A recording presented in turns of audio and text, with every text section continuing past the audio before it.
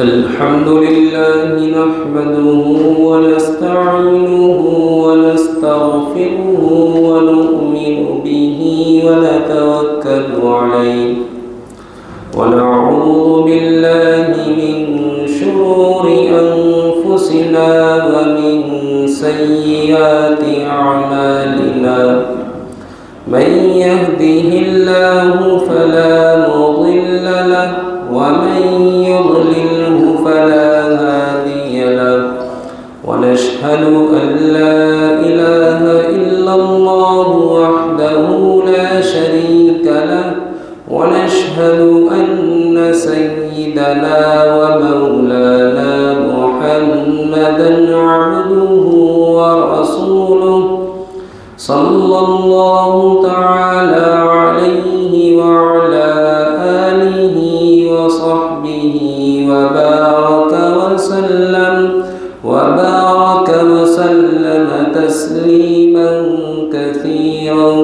كثيرا أما بعد فأعوذ بالله من الشيطان الرجيم بسم الله الرحمن الرحيم قل هل ننبئكم بالأخسرين أعمالا الذين ضل سعيهم في الحياة الدنيا وهم يحسبون أنهم يحسنون صنعا أولئك الذين كفروا بآيات ربهم ولقائه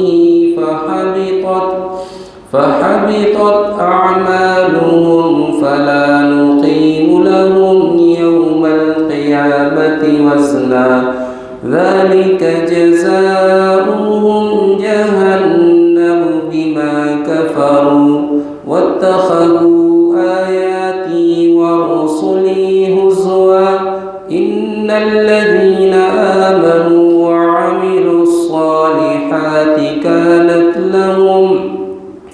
كانت لهم جنات الفردوس نزلا خالدين فيها لا يبغون عنها حولا قل لو كان البحر مدادا لكلمات ربي لنفد البحر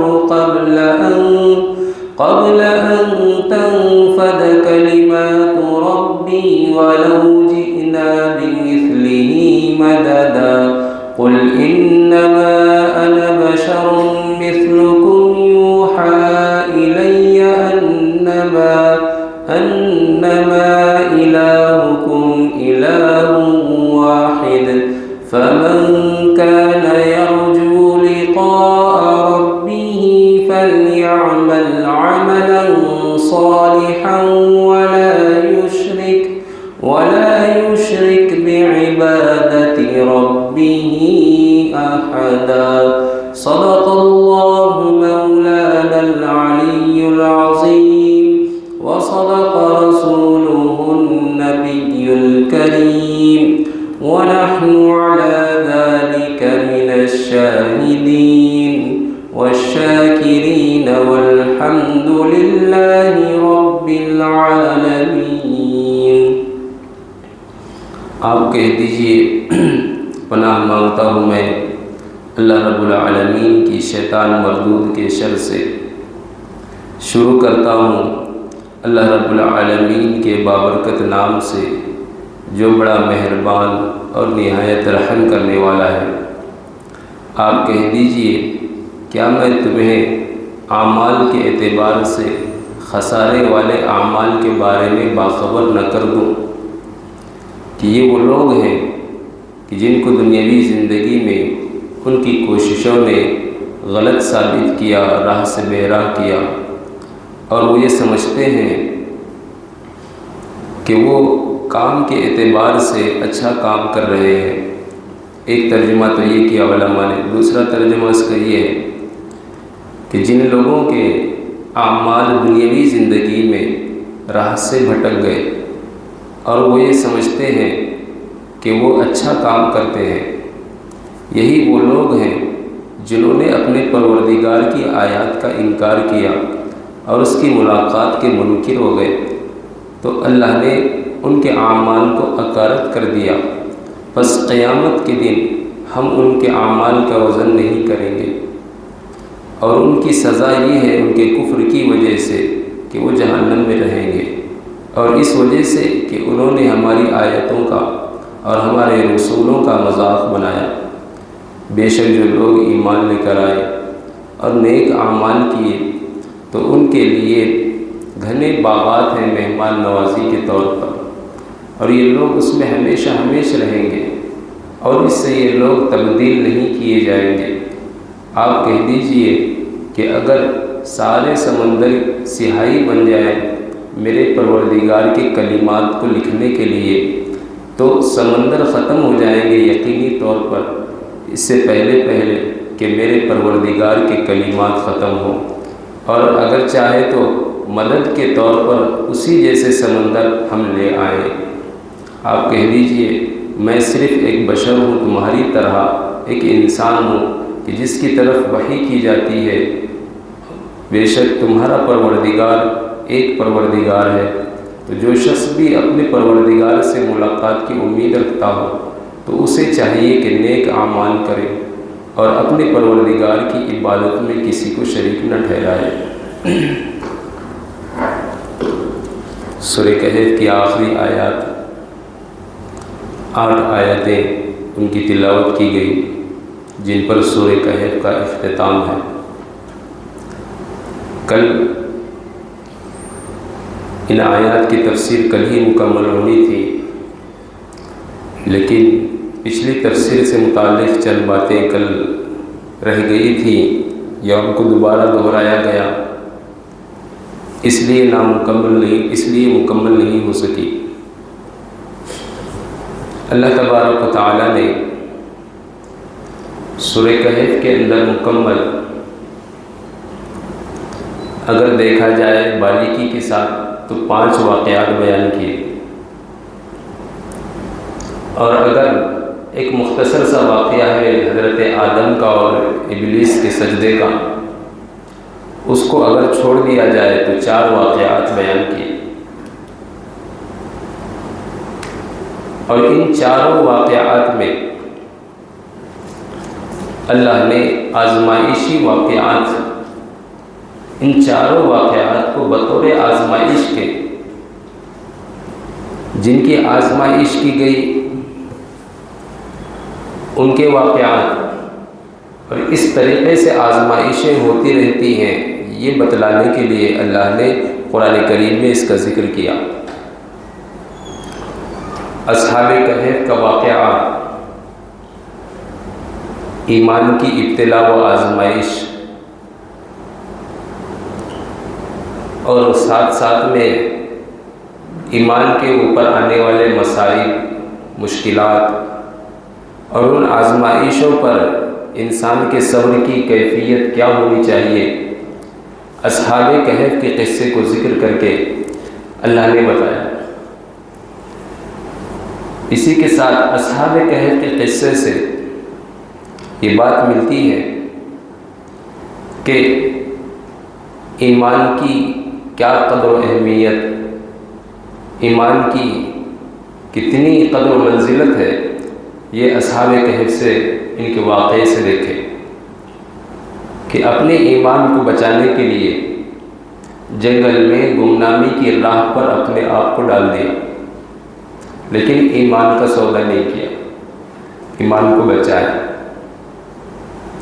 تو اصحاب کہف کے واقعے میں ایمان کی اہمیت، اس کی کیا کیفیت ہونی چاہیے، پھر ساتھ میں جو ہے ایمان پر آنے والے جو ابتلائے اور آزمائش مصائب ہیں، ان آزمائشوں پر صبر کیسے ہونی چاہیے،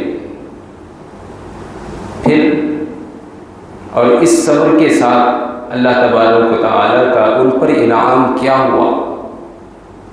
اللہ نے سارے زمانے میں نہیں بلکہ قیامت تک اصحاب کہف کے ناموں کو زندہ رکھا قرآن کریم میں اس واقعے کو ذکر کر کے۔ پھر دوسرا واقعہ آتا ہے مال کے سلسلے میں،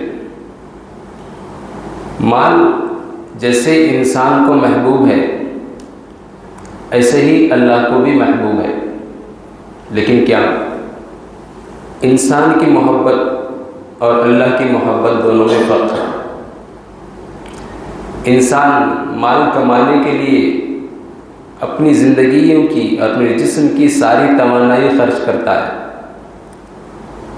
اور مال جمع کرتا رہتا ہے۔ مال جمع کرنے کی محبت انسان کو ہے، اور اللہ تبارک و تعالیٰ اس مال سے محبت کرتے ہیں جو مال انسان خرچ کرتا ہے۔ تو اللہ نے جو مال دیا ہے اس میں سے خرچ کرنے والے کو اللہ پسند کرتے ہیں، اس مال سے، اس مال والے سے اللہ کو بڑی محبت ہے۔ اس لیے جو دوسرا واقعہ بیان کیا کہ دنیاوی زندگی میں اللہ کے یہاں انفاق کی بڑی اہمیت ہے۔ جس کو اللہ نے مال و دولت دی ہے، اگر وہ اس مال کی ابتلا اور آزمائش کے اندر کھرا نہیں اترتا تو اللہ تبارک و تعالی اس بات پر قادر ہے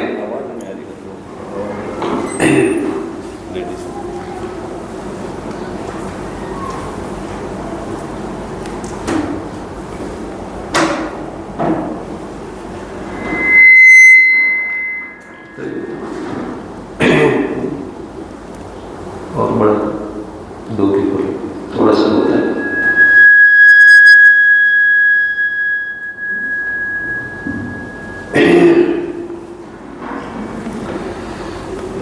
تو دوسرا واقعہ مال کسی تھوڑا سا کم کسی کو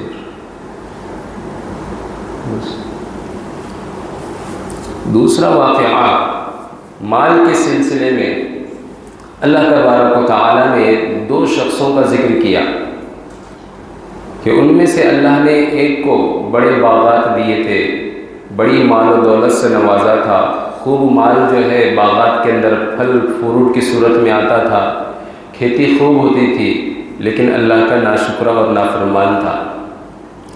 اللہ نے اس کے مال کو جو ہے فوراً ختم کر دیا اور سارے باغات کو جلا کر خاک کر دیا۔ تو اللہ کو بھی مال پسند ہے، لیکن جو خرچ کیا جائے وہ مال پسند ہے۔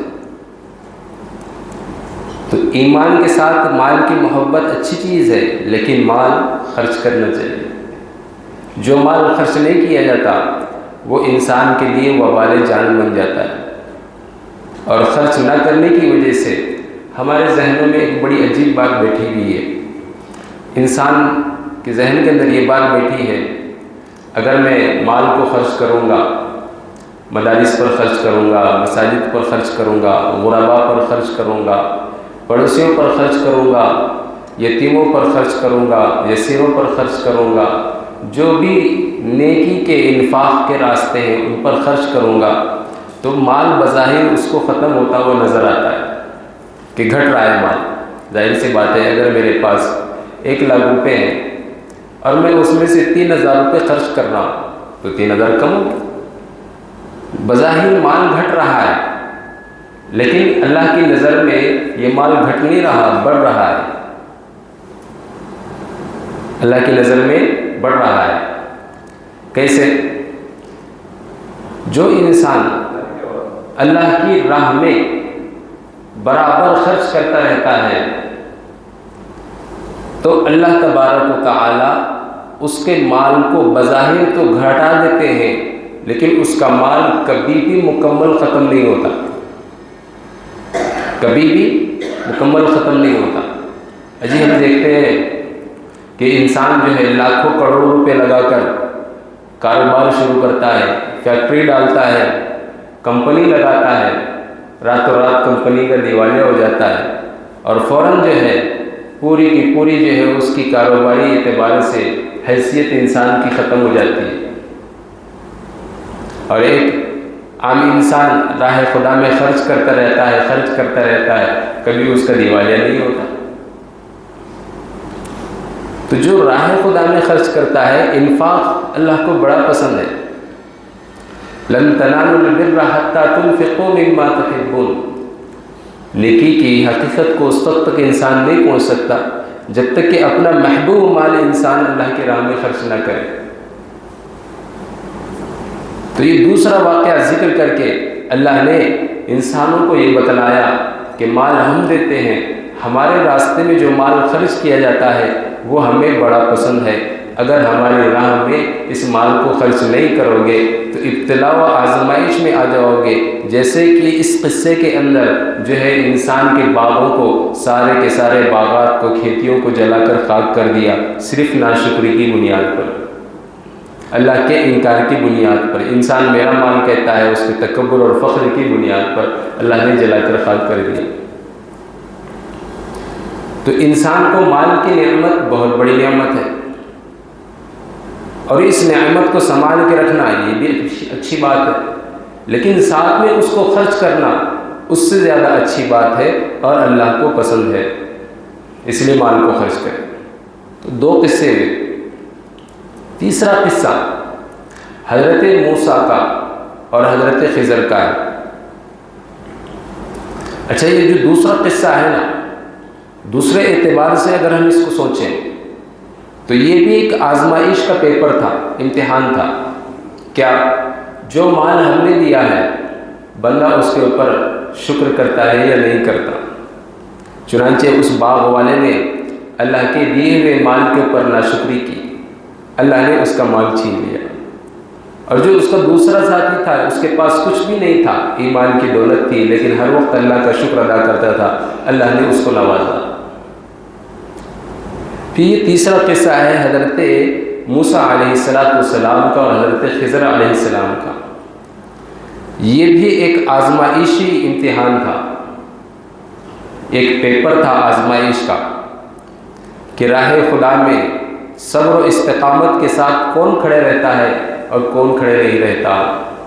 انسان کو کائنات کے راز ظاہری طور پر سمجھ میں نہیں آتے۔ اللہ نے کائنات کے اندر جتنی چیزیں رکھی ہیں وہ ساری کی ساری اپنے اپنے مفاد کے ساتھ، اپنے اپنے فوائد کے ساتھ، اپنے اپنے محور پر چل رہی ہیں۔ جس چیز کو اللہ نے جس کے لیے بنایا ہے وہ اس حقیقت کے ساتھ دنیا میں موجود ہے، لیکن ان حقائق کے پیچھے اللہ کے کیا راز اور کیا حکمتیں ہیں، بندے کا ذہن و دماغ وہاں تک نہیں پہنچ سکتا۔ اس لیے بندہ جب اس راز سے متنبع نہیں ہوتا اور اس راز تک نہیں پہنچتا تو چیزوں کی حقیقت کے سلسلے میں بڑا بے صبرا ہو جاتا ہے، بڑا بے صبرا ہو جاتا ہے۔ ہم نے اس وقت واقعے بہت سنائے تھے کہ ایسا بھی ہوتا ہے، اور انسان کی ظاہری نظر ایسی ہو جاتی ہے کہ انسان جو ہے حقیقت تک نہیں پہنچ سکتا۔ اور حقیقت کیا ہے؟ بظاہر حضرت خضر نے ملاحوں کی کشتی توڑ دی، اس کے اندر سوراخ کر دیا، تو انسان کو کیا لگتا ہے کہ اچھی بھلی کشتی جس کے اندر انسان سوار ہو کر جا رہا تھا اس کو توڑ دیا گیا، اب انسان کا ڈوبنا یقینی ہے، انسان کا ڈوبنا یقینی ہے۔ لیکن اس کے پیچھے اللہ کے کیا راز تھے، حضرت خضر نے موسیٰ کو بتائے کہ یہ کشتی، ایک بادشاہ جو وہاں پر کھڑا تھا اس کے ملاحوں کے ساتھ جو ہے وہ اس کشتی کو ضبط کر رہا تھا، غاصب بادشاہ تھا، ظالم تھا، اس کے کارندے وہاں پر موجود تھے، وہ ان غریب ملاحوں کی کشتی چھین لیتے، ان کا روزگار ختم ہو جاتا۔ اس لیے میں نے سوراخ کر کے اس میں عیب پیدا کر دیا تاکہ بادشاہ کو یہ کشتی پسند نہ آئے۔ تو انسان کے حقیقت تک کبھی کبھی جو ہے نظر نہیں جاتی، تو انسان بے صبر ہو جاتا ہے۔ اللہ نے صبر و استقامت کے ساتھ یہاں پر حضرت خضر و موسیٰ کے واقعے میں یہی بتایا کہ حقیقت تک انسان پہنچے نہ پہنچے، ظاہر میں جو چیز اس کے لیے طے کی گئی ہے انسان اس کے اوپر صابر و شاکر رہے، صبر کرتا ہے، اور جو مل گیا اس کے اوپر شکر کرتا ہے۔ پھر چوتھا واقعہ اللہ تبارک و تعالیٰ نے حضرت ذوالقرنین کا بیان فرمایا، اور حضرت ذوالقرنین کو اللہ نے پوری دنیا کی حکومت دی تھی۔ پوری دنیا میں 4 بادشاہ ایسے گزرے ہیں جن کی دنیا سے اکثر یا پوری مکمل دنیا کے اوپر حکومت تھی، اس میں سے 2 بادشاہ کافر ہیں اور 2 بادشاہ مسلمان ہیں۔ ایک تو نمرود ہے کہ جس کو اللہ تبارک و تعالیٰ نے حضرت ابراہیم کے زمانے کا بادشاہ ہے، بڑی وسیع سلطنت دی تھی اس کو اللہ نے۔ اور دوسرا جو ہے، بعض لوگوں نے یہ کہا کہ وہ بخت نصر ہے، رومی بادشاہ تھا۔ تو اللہ نے جو ہے ان کو پوری دنیا کے اوپر حکومت دی تھی۔ اور جو 2 مسلمان بادشاہ ہیں، ایک حضرت سلیمان علیہ السلام ہے، اللہ نے انسانوں کے ساتھ ساتھ جناتوں پر، چرندوں پرندوں پر، ہواؤں پر بھی جو ہے حضرت سلیمان علیہ السلام کی حکومت رکھی تھی۔ حضرت سلیمان کی دعا قرآن کریم میں مذکور ہے، اور کیا ہے دعا؟ اے اللہ ایسی سلطنت عطا فرما کہ جو سلطنت کبھی ختم نہ ہونے والی ہو، ایسی وسیع سلطنت ہو۔ اس کے بعد تیسرا بادشاہ جس کو دنیا کے اکثر حصے پر ایک کونے سے دوسرے کونے تک حکومت تھی، وہ تھے حضرت ذوالقرنین۔ تو اللہ تبارک و تعالیٰ کی آزمائش عہدہ، مرتبہ اور جاہ، اسی طریقے سے حکومت، کرسی، تخت دے کر بھی ہوتی ہے۔ نمرود کو اللہ نے حکومت دی تھی، لیکن وہ اللہ تبارک و تعالیٰ کا ناشکرہ بنا اور پیغمبر کا مذاق اڑایا، بلکہ پیغمبر کو سزائیں دی۔ اللہ نے اس کو ایسی ذلت آمیز سزا دی کہ جس دنیا کو اتنی بڑی اور جس دنیا کی ہر چیز کو اپنی غلامی کے اندر تصور کرتا تھا، اللہ نے ایک حقیر سے مچھر کے ذریعے سے اس کی موت واقع کر دی۔ اور ذوالقرنین کہ اللہ نے ان کو اتنی حکومت دی تھی، اور اتنی حکومت کے باوجود بھی خدمت خلق کا جذبہ یہ تھا کہ مخلوق کو کبھی بھی جو ہے مخلوق سے انہوں نے کوئی ایک پیسہ بھی وصول نہیں کیا۔ ہم نے 3 واقعے ان کے پڑھے، 3 سفر، ایک مشرقی سفر، ایک شمال کا سفر، ایک مغرب کا سفر، اور جہاں بھی گئے کہیں نہ کہیں کوئی قوم ان کو ملی، ہر ایک کے ساتھ حسن سلوک کیا۔ حکومت کا راز ہی یہ ہے کہ رعایا کو خوش رکھے، حکومت کا راز ہی یہ ہے کہ رعایا ہمیشہ اپنے بادشاہ کے جو ہے ہمیشہ گن گائے، اور بادشاہ ان کے جو ہے سکھ دکھ کے اندر شریک رہے، عدل و انصاف کا معاملہ کرے۔ حکومتیں عدل و انصاف سے چلتی ہیں، بڑے عدل و انصاف سے چلتی ہے۔ تو اللہ تبارک و تعالیٰ نے حکومتیں دے کر بھی انسانوں کی آزمائش فرمائی، اور اس دنیا کے اندر انسانوں کی آزمائش جو میں نے 4 قصے بتائے انہی طریقوں سے ہوتی ہے۔ کبھی ایمان کی آزمائش ہوتی ہے اصحاب کہف کی طرح، کبھی انسان کے مال کی آزمائش ہوتی ہے وہ باغ والوں کی طرح، ان کا قصہ جیسے، کبھی انسان کی آزمائش ہوتی ہے علم کے اعتبار سے حضرت موسیٰ اور خضر کے حصے میں، کبھی انسان کی آزمائش ہوتی ہے جاہ و جلال، مرتبے اور حکومتوں کے ذریعے سے۔ یہ 4 ہی چیزیں اہمیت کی حامل ہوتی دنیا میں، کیوں کہ انسان جو ہے پہچانا جاتا ہے ایمان کے اعتبار سے، مال کے اعتبار سے، علم کے اعتبار سے، حکومت کے اعتبار سے۔ انسان کی پہچان ان 4 ہی چیزوں کے اندر۔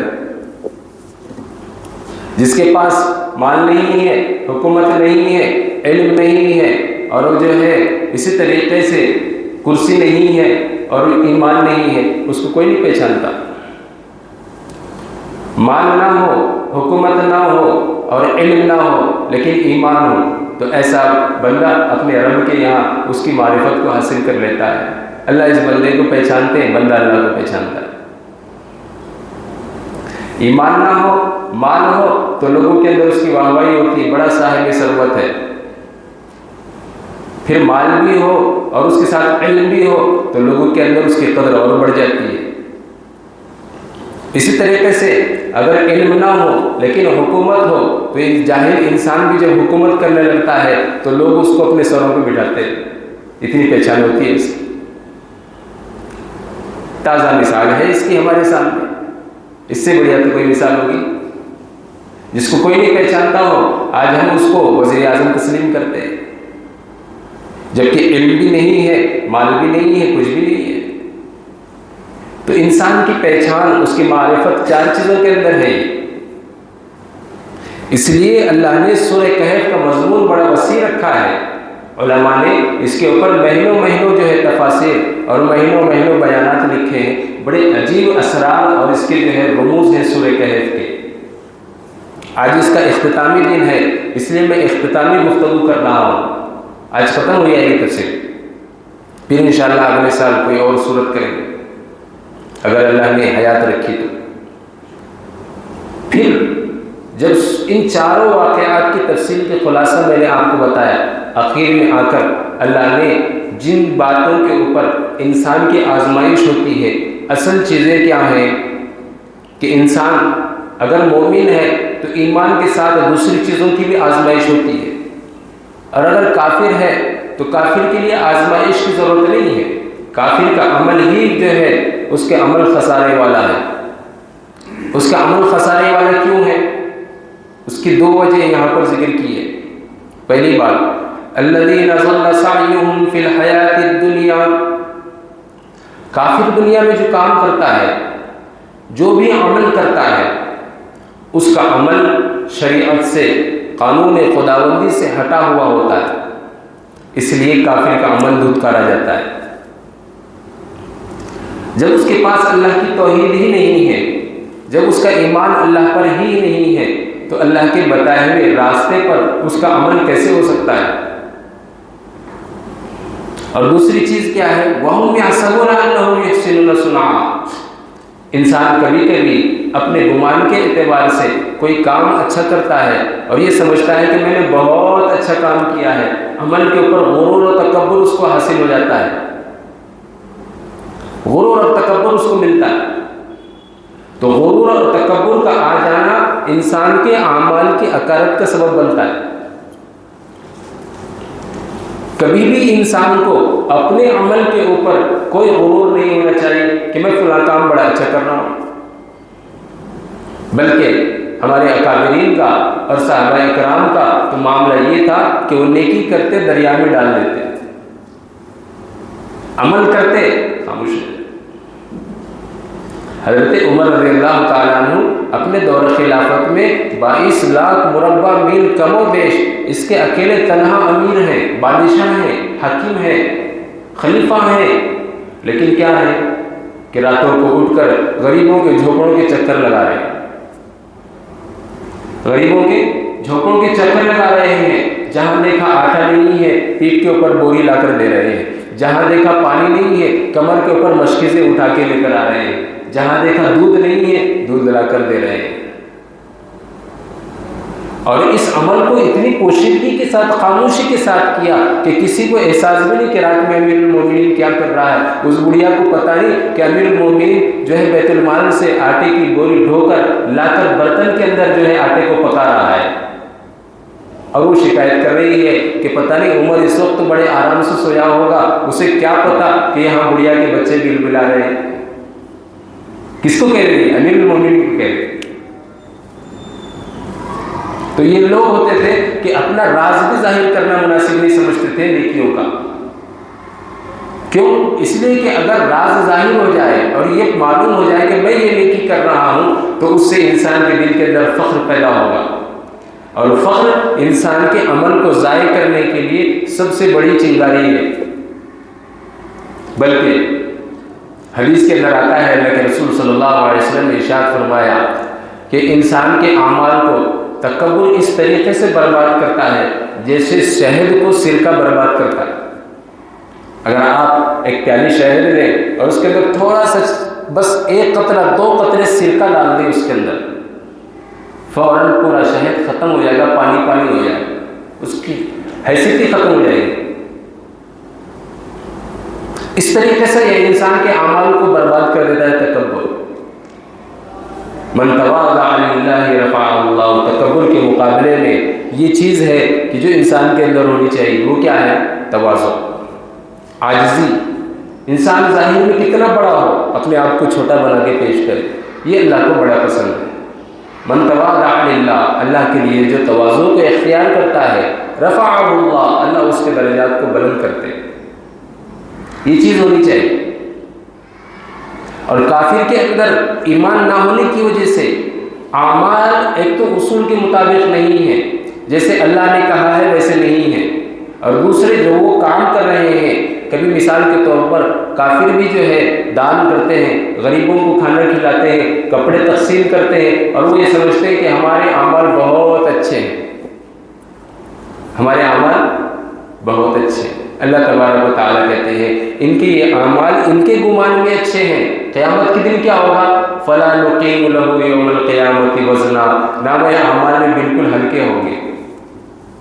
بلکہ قرآن کریم کی اس آیت پر غور کریں، اللہ تبارک و تعالیٰ کافروں کے نام اعمال کو تولیں گے ہی نہیں، کافروں کے نام اعمال کو تولیں گے نہیں۔ ایک سوال یہاں پر پیدا ہوتا ہے، وہ سوال کیا ہے؟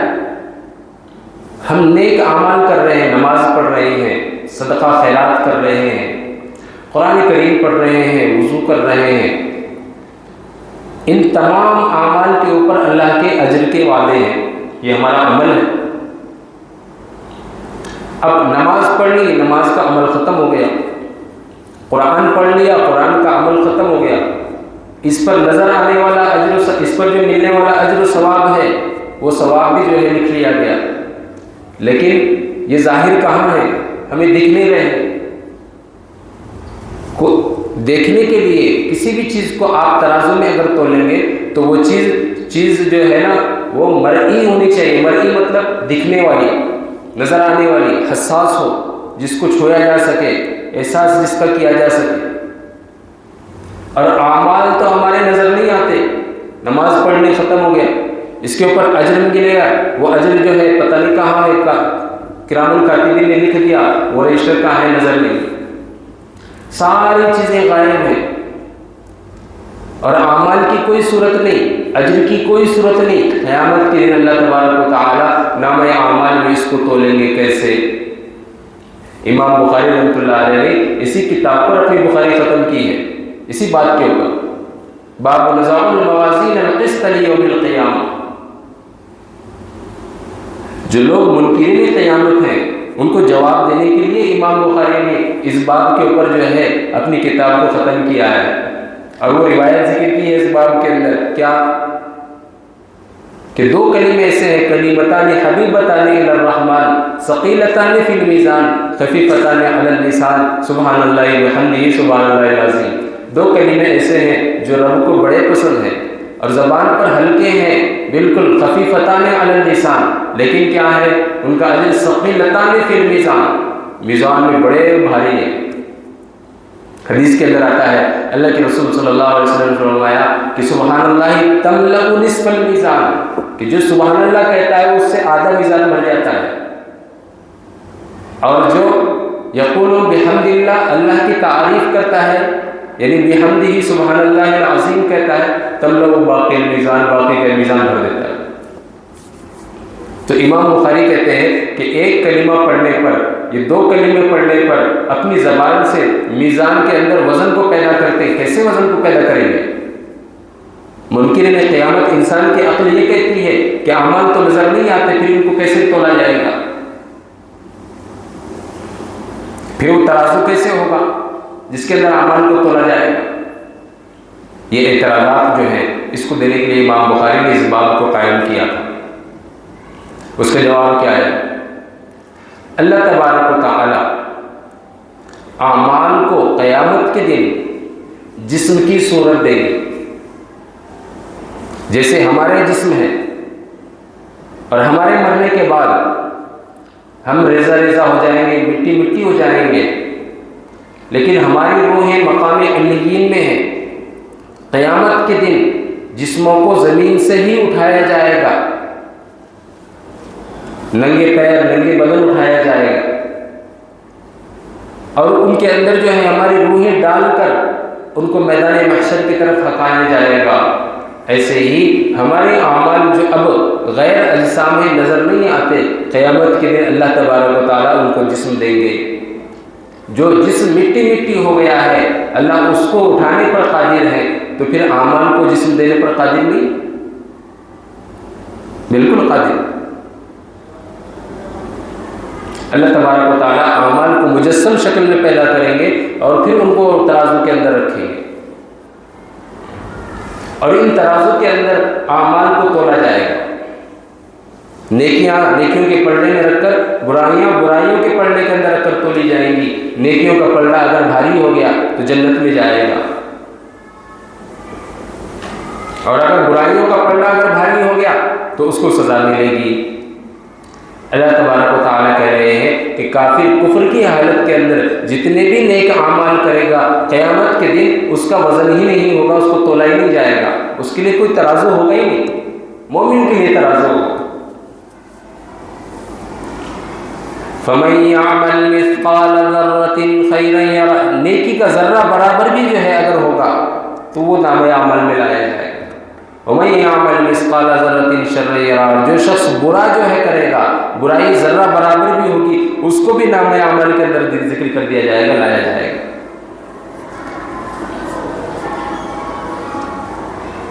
یہ چیز ہے۔ تو کفر کی حالت میں اعمال معتبر نہیں ہے، یہ بتایا جا رہا ہے سر۔ اعمال معتبر ہے وہ ایمان کی حالت میں ہے،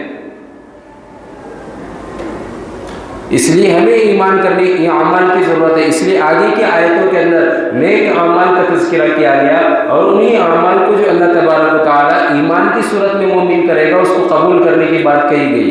یہ تو کافر کی بات تھی۔ اولئک الذین کفروا بآیات ربہم، یہ وہ لوگ ہیں جنہوں نے رب کی آیتوں کے ساتھ انکار کیا، ولقائہ، اور انہیں یقین نہیں تھا کہ اپنے رب سے ملاقات کریں گے، انہیں یقین نہیں تھا۔ امیہ ابن خلف مکہ کا سب سے بڑا سردار تھا، مالدار تھا، صاحب ثروت تھا۔ حضرت ابو بکر صدیق رضی اللہ تعالیٰ عنہ نے اس سے حضرت بلال رضی اللہ تعالیٰ عنہ کو آزاد کرایا تھا۔ امیہ بن خلف کے غلام تھے حضرت بلال، اور جب ایمان لے کر آئے تو بڑے ظلم جو ہے حضرت بلال کے اوپر اس نے کیے تھے۔ رات بھر کی آہیں سن سن کر حضرت بلال کی حضرت ابوبکر صدیق تڑپ جاتے تھے۔ صبح کو اس کے پاس پہنچے اور کہا کہ امیہ بن خلف، یاد رکھ تو اس کے اوپر ظلم کر رہا ہے، کل کو اللہ تبارک و تعالیٰ تیرے جسم کے اوپر بھی کوڑے لگائیں گے یوں ہی۔ تو امیہ بن خلف نے کہا کہ کون خدا ہے اور ہم کب اس کے پاس پہنچیں گے؟ ہماری یہ زندگی ہے، یہاں تو کھا پی کر مر جائیں گے، ہمیں کوئی اللہ وغیرہ سے ملاقات نہیں کرنی ہے۔ اگر ملاقات ہے بھی اللہ سے تو میرے پاس اتنا مال ہے کہ میں اس کو جو ہے اللہ کے پاس پیش کر کے اپنے آپ کو بچا لوں گا، اپنے آپ کو پیش کر کے اللہ کے سامنے بچا لوں۔ اور دوسری بات اس نے یہ کہی کہ اگر دنیا میں ہے بھی تو اگر میں کوئی غلط کام کر رہا ہوں، میرے اوپر کوئی پوچھنے والا ہے بھی، تو پھر میرے اعمال میں بلال کو سزا دے رہا ہوں، تو پھر اللہ بھی مجھے سزا دینی چاہیے دنیا میں۔ لیکن دیکھو میرے اتنے اکثر اموال و اولادا، میرے اتنے بیٹے ہیں، اور جو ہے میرے پاس اتنا مال و دولت ہے، اتنے غلام ہیں۔ سیرت کی کتابوں میں ایسا لکھا ہے کہ مکہ کی دو ہی شخصیتیں سب سے زیادہ مالدار تھیں، ایک تھا امیہ بن خلف اور دوسرے تھے حضرت ابوبکر صدیق، سب سے زیادہ مالدار، ملینر بلینر جن کو بولتے۔ لیکن حضرت ابوبکر صدیق نے اپنا مال کہاں لگایا؟ راہ خدا میں لگایا، اور صدیق بن گئے اور جو ہے اللہ کے قریب ہو گئے۔ لیکن مال آخر تک ختم نہیں ہوا، مال باقی رہا حضرت ابوبکر صدیق کے پاس۔ اور جو دوسرا تھا امیہ بن خلف، ولید بن مغیرہ، یہ مالدار لوگ تھے، اپنے مال کو بچانے کے چکر میں خود بھی دنیا سے چلے گئے، اور قیامت تک ان پر لعنت برستی رہی۔ آج نہ ان کی اولاد باقی ہے نہ ان کا مال باقی ہے۔ صحابہ کرام کے مال اور ان کی برکتیں آج تک دنیا میں باقی ہیں، ان کی اولادوں میں نسل میں برکتیں چل رہی ہیں۔ اس لیے من کان للہ کان اللہ لہ، جو اللہ کا ہو جاتا ہے اللہ اس کا ہو جاتا ہے۔ اللہ پھر اس کے لیے بندے کی آنکھ بن جاتے ہیں جس سے وہ دیکھتا ہے۔ بندے کے ہاتھ بن جاتے ہیں جس سے وہ کسی چیز کی طرف ہاتھ بڑھاتا ہے، بندے کے کان بن جاتے ہیں جس سے وہ سنتا ہے، بندے کی زبان بن جاتے ہیں جس سے وہ بولتا ہے۔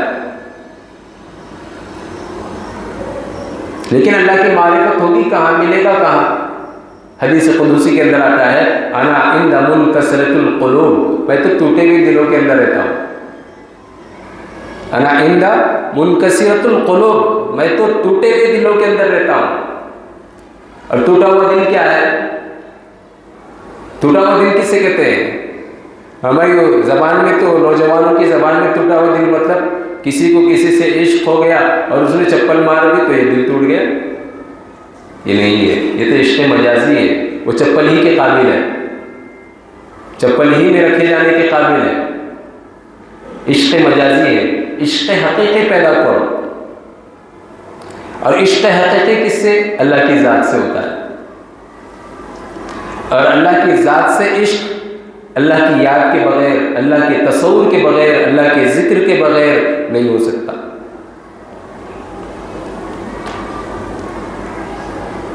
اس لیے ایک عام انسان کو جب دنیا میں کسی سے عشق ہوتا ہے، دنیاوی عشق، عشق مجازی، تو 24 گھنٹے میں اپنے محبوب کا یا محبوبہ کا کتنی مرتبہ نام لیتا ہے؟ تو سوچو، بارہا جب اپنے محبوب کا نام لیتا ہے اور پاگلوں والی حرکت کرتا ہے، کبھی کتے کو گود میں بٹھا رہا ہے، کبھی اپنے کپڑے پھاڑ رہا ہے، کبھی دیوانہ وارث جو ہے دیواروں پہ جو ہے ادھر سے ادھر سر ٹکرے مارتے پھر رہا ہے، یہ عشق مجازی کی کیفیت ہے۔ تو سوچو جب عشق حقیقی پیدا ہو جائے تو اس کی کیفیت کیا ہوگی؟ اس کی حقیقت بتاؤں کیا ہوتی ہے؟ خلیفہ ہارون رشید ہے، بڑے مشہور خلیفہ ہے، ان کی بیگم ہے زبیدہ، ملکہ زبیدہ، اتنی نیک اور پارسا خاتون تھی کہ انہوں نے جو ہے حاجیوں کے پانی کے مسئلے کو بہت بڑا اس زمانے میں حل کیا۔ آج بھی نہر زبیدہ ہے مکہ کے پہاڑوں میں، آج بھی اس کے آثار موجود ہیں۔ اتنی دور سے پانی کی نہر بنا کر مکہ لے کر آئی تھی اور پورا خرچ تنہا کیا تھا انہوں نے، بڑی پارسا خاتون تھی۔ ایک دن شام کے وقت میں لوگ ٹہلنے نکلتے ہیں واکنگ کے لیے، بادشاہ بھی واکنگ کے لیے نکلا۔ چلتے چلتے دریائے نیل کے کنارے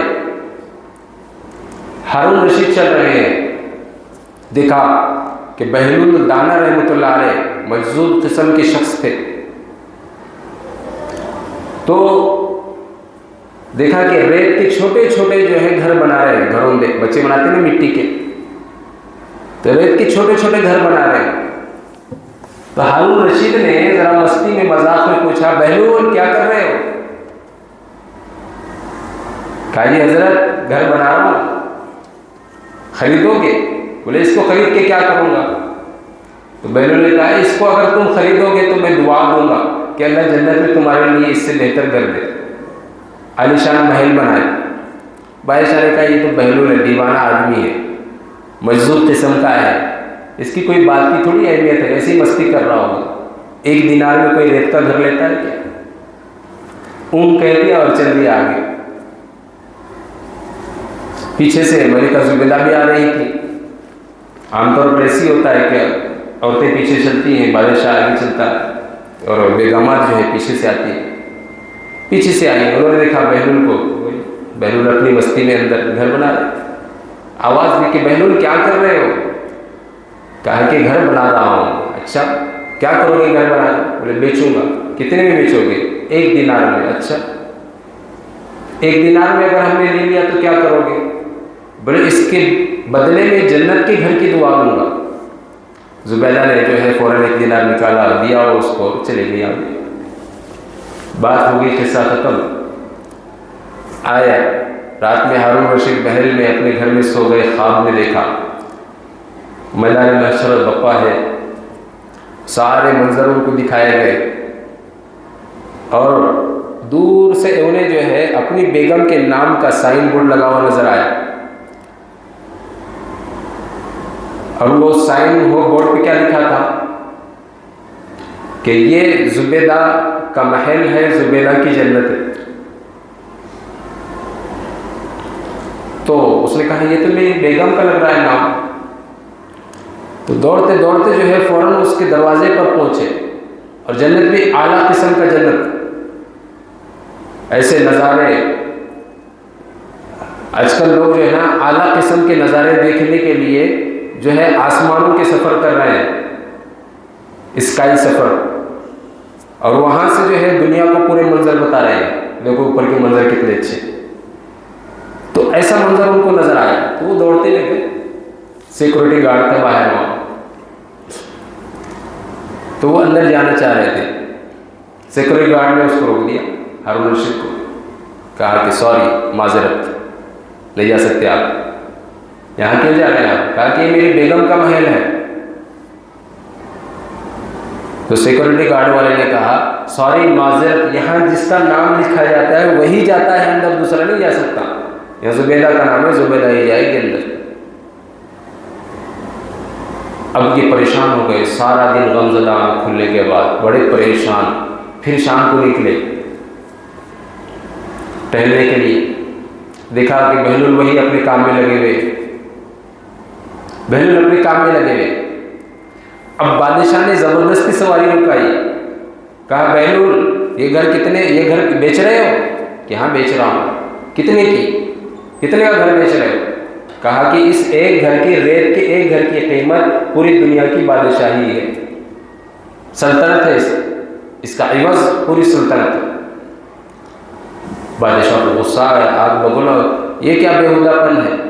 کل تو 1 دینار کا بیچ رہے تھے، کوئی خریدنے کو تیار نہیں تھا، اور آج پوری سلطنت مانگ رہے ہو. تو بہلول دانا ایسے نہیں تھے، وہ بہلول دانا کے معنی عقل مند. انہوں نے جواب دیا بادشاہ سلامت، جب کل تم نے نہیں دیکھا تھا تو تب اس کی قیمت 1 دینار تھی، اب تو پوری رات دیکھ کر منظر دیکھ کر آئے ہو تو اب تو پوری سلطنت بھی کم ہے. اس کے لیے پوری سلطنت بھی کم. دیکھ لیا نا منظر رات میں.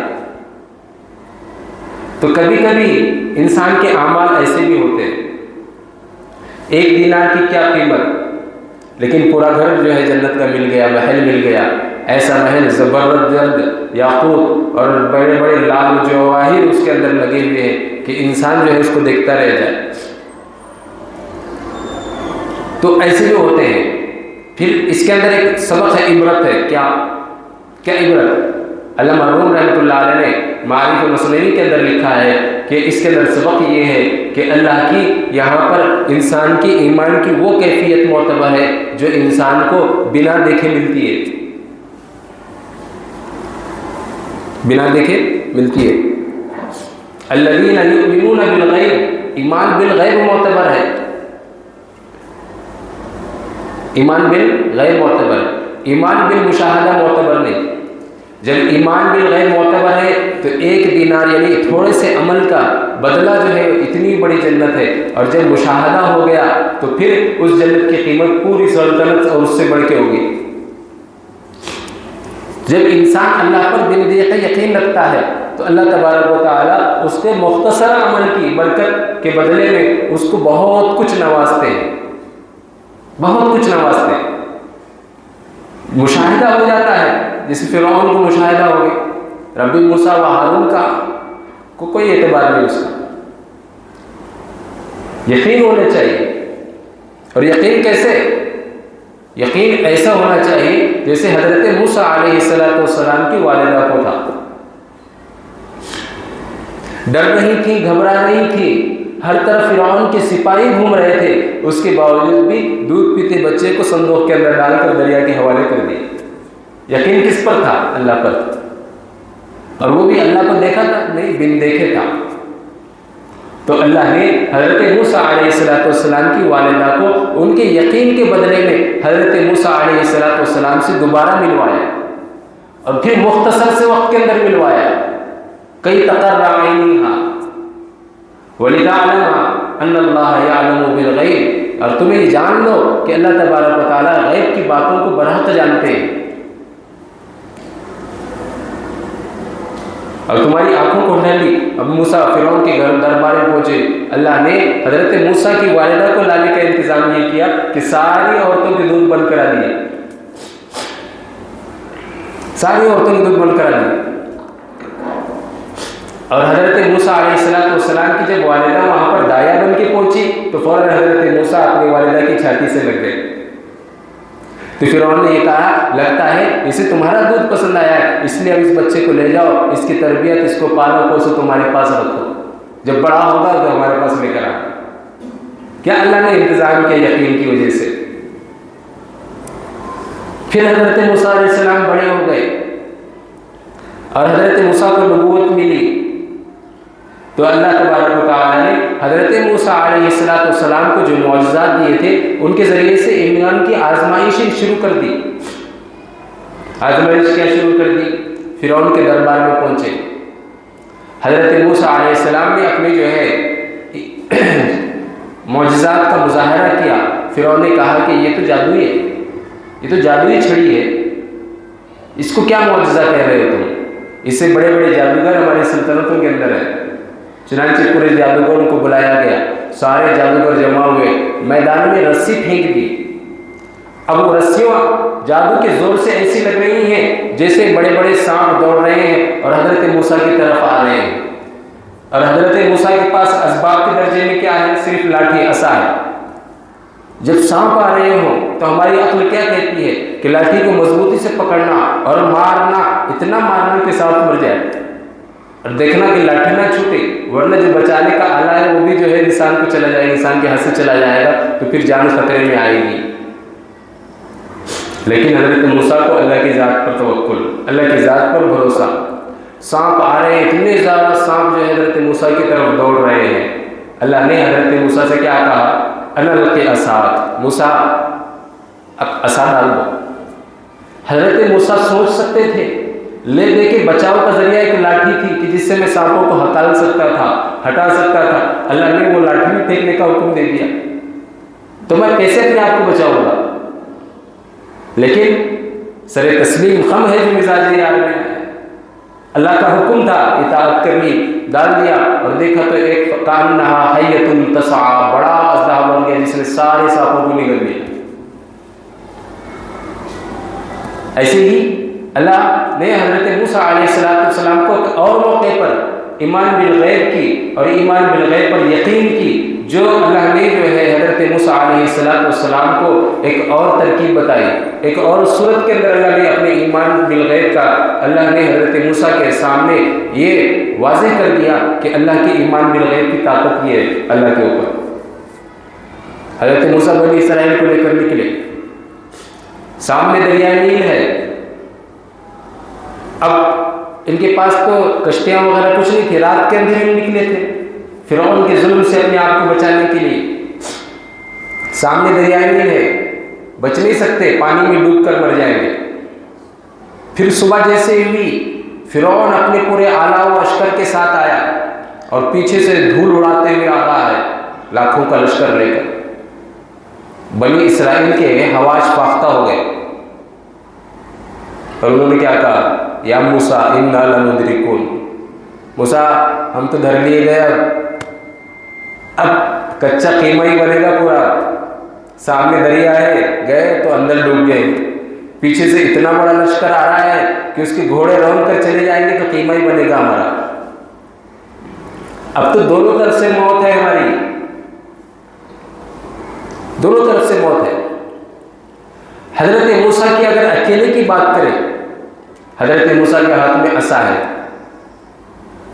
اب ایسے وقت میں انسان جب اس کے پاس کوئی دشمن آ رہا ہو تو لاٹھی کو مضبوطی سے پکڑتا ہے تاکہ آئے تو فوراً اس کو مارو، فرعون کے 2 ٹکڑے کر دو، ختم کر دو اس کو. سب سے بڑی بلا تو وہی ہے ایک لاٹھی اس کے سر پر پڑ جائے مر جائے. لیکن کیا ہوتا ہے ایسے وقت میں اللہ نے حضرت موسیٰ کو کیا حکم دیا؟ ان اضرب بعصاک الحجر، ان اضرب بعصاک البحر، کہ اپنی لاٹھی کو دریا پر مارو. پیچھے دشمن ہے، سامنے سمندر اور کہ دریا میں لاٹھی پھینک دو، مارو دریا میں. لیکن حضرت موسیٰ نے حجت نہیں کی اللہ سے، اللہ کی ذات پر توکل اور یقین رکھا اور فوراً جو ہے اپنی لاٹھی کو دریا پر مارا. دیکھتے ہی دیکھتے نجات کے 12 راستے کھل گئے. اور جو بنی اسرائیل حضرت موسیٰ کے ساتھ مل کر فرعون کے ڈر سے خوف سے کپکپا رہی تھی، وہ فوراً دیکھتے دیکھتے دریائے نیل سے پار کر گئی. 12 راستے اللہ نے سمندر کے اندر بنا دیے. اللہ کا یقین ایسے ہوتا ہے، اللہ کی ذات پہ توکل کا یہ بدلہ ملتا ہے کہ اللہ تبارک و تعالیٰ اپنی جو ہے قدرت کے سارے نظارے دنیا کے اندر انسان کو دکھاتے ہیں، لیکن انسان اپنی حکمت اور اپنی نظر کو وہاں تک لے کے نہیں جاتا۔ تو بالکل یہی بات ہے، اس پوری آیت اور پورے کہف کا یہی خلاصہ ہے کہ ایمان جو بالغیب ہے، اللہ کی ذات سے اس کو توکل کے ساتھ جوڑا جائے، اس پہ یقین رکھا جائے، چاہے معاملات حالات کیسے بھی ہوں، اللہ سے انسان کا تعلق خراب نہیں ہونا چاہیے۔ ہم گھبرا جاتے ہیں، تجارت ٹھپ پڑ گئی ہماری، پتہ نہیں کس کی نظر لگ گئی، بچے کا رشتہ نہیں ہو رہا، پتہ نہیں ہمارے بچے کو کون نظر لگا دیا، ہمارے کو نقصان ہو گیا، سارے مارکیٹ کی نظر میری دکان پہ لگی ہوئی ہے، کچھ تو بھی کوئی تو بھی تعویذ گندا کرا کی کیا کی، کرنی گرنی کرا کی کیا کی، نظر اللہ سے ہٹ گئی، تو یہ سارے خیالات وسوسے انسانوں کے ذہن کے اندر شیطان ڈالتا ہے تاکہ جو باقی رہا کسا ایمان بھی ہے وہ بھی ختم ہو جائے۔ جبکہ قرآن کریم میں اللہ نے کیا کہا؟ ما اصاب من مصیبت فبما کسبت، جو بھی انسان کو دنیا کے اندر مصیبت پہنچتی ہے یہ اس کے گناہوں کا نتیجہ ہے۔ تجارت میں نقصان ہے تو اس کے گناہ ہیں، بچوں کے جو ہے معاملات خراب ہیں تو اس کے گناہ ہیں، اگر اس کی جو ہے رشتے نہیں ہو رہے تو اس کے گناہ کثرت کے ساتھ ہو رہے ہیں۔ گناہوں کو چھوڑ دو، برکتیں ملیں گی، گناہوں کو ترک کر دو، اللہ کے یہاں مقبول بنو گے، گناہوں کو ترک کر دو، اللہ کی معرفت حاصل ہوگی، گناہوں کو ترک کر دو، اللہ کی محبت حاصل ہوگی۔ ہم یہ نہیں سوچتے، ہمارا اکثر خواتین کے اندر تو یہ بیماری بڑی ہے، گھر کے اندر کچھ 19-20 ہو گیا فوراً ایو انہیں ایسا کر دی کیا ہے کی، انہیں ایسا کرے گی کیا ہے کی، انہیں ایسا بول رہی تھی۔ کچے دماغ، یقین کچا ہے، جبکہ سب کچھ کرایہ کرایا کسی کا کچھ نہیں ہوتا، سب کچھ کرایا دھرایا اپنے اعمال کا ہوتا ہے۔ اس لیے اللہ سے تعلق مضبوط ہونا چاہیے۔ جب اللہ سے تعلق صحیح ہوگا تو پھر دنیا کے اور آخرت کے ساری منزلیں، سارے راستے آسان ہوں گے۔ اللہ نے یہی بتایا، ان الذین آمنوا وعملوا الصالحات کانت لهم جنات الفردوس نزلا، جو لوگ ایمان لائے اور نیک اعمال کیے، تو ایمان کا مطلب یہی جو بالیقین ایمان ہے جو میں نے ابھی بتایا آپ کو، اور نیک اعمال کیے، کانت لهم جنات الفردوس، نیک اعمال جنت میں داخلے کا اصل سبب جو ہے وہ ہے ایمان، کلمہ طیبہ۔ اور اعمال کیا ہے؟ اعمال ہے اس کے ذریعے سے جنت میں انسان کے درجات بلند ہونے کا سبب بنتے ہیں اعمال۔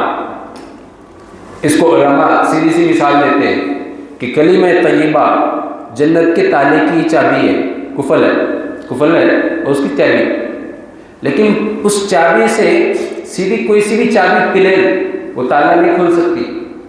اس چابی کے اوپر، کی کے اوپر نقشہ بنا ہوا ہوتا ہے، دندانے، دانت اس کے گھسے ہوئے ہوتے ہیں، اور وہ برابر اس کے سانچے میں جا کر بیٹھنے کے بعد ہی چابی کھلتی۔ تو کلمہ طیبہ کی مثال پلین چابی، اور اعمال جو اس چابی کے اوپر دندانے بنے ہوئے ہیں، لکیریں بنی ہوئی ہیں، جو اس کی نالی میں جا کر برابر اس کے اندر اوزار کے اندر جا کر سیٹ ہوتے ہیں، پھر اس کے بعد گھومتا ہے، پھر تالا کھلتا ہے۔ تو علماء نے مثال دی ہے کہ ایمان کلمہ طیبہ یہ جو ہے اس چابی کی طرح ہے، اور اعمال انسان کے نیک جو ہیں اس چابی پر لگے ہوئے دندان کی طرح ہے، نقشے کی طرح ہے، جو برابر تالے کے اندر جا کر اس کی نالی میں پھنستے ہیں، تب جا کے تالا کھلتا ہے۔ اس لیے یہ دونوں چیزیں ضروری ہیں۔ کانت لهم جنات الفردوس نزلا، تو اللہ تبارک و تعالیٰ کے یہاں ان کے لیے بڑے ایسے باغات ہیں جو گھنے باغات ہیں مہمان نوازی کے طور پر۔ علماء نے یہاں پر بڑی لمبی بحث کی ہے، جنات الفردوس کیا ہے، اور جنات یہ جنتن کی جمع ہے تو جمع کیوں ذکر کیا گیا؟ اس کے لیے آسان سے لفظوں میں آپ کو سمجھاتا ہوں کہ اللہ نے جنت کے درجات بنائے ہیں بہت سارے، جن کے الگ الگ نام دیے ہیں، ایسی 7 جنتیں، اور ان میں سب سے اعلیٰ جو جنت ہے وہ ہے جنت الفردوس، سب سے اعلیٰ جنت الفردوس۔ جنت النعیم دوسرا درجہ، تیسرا درجہ جنت المأوا،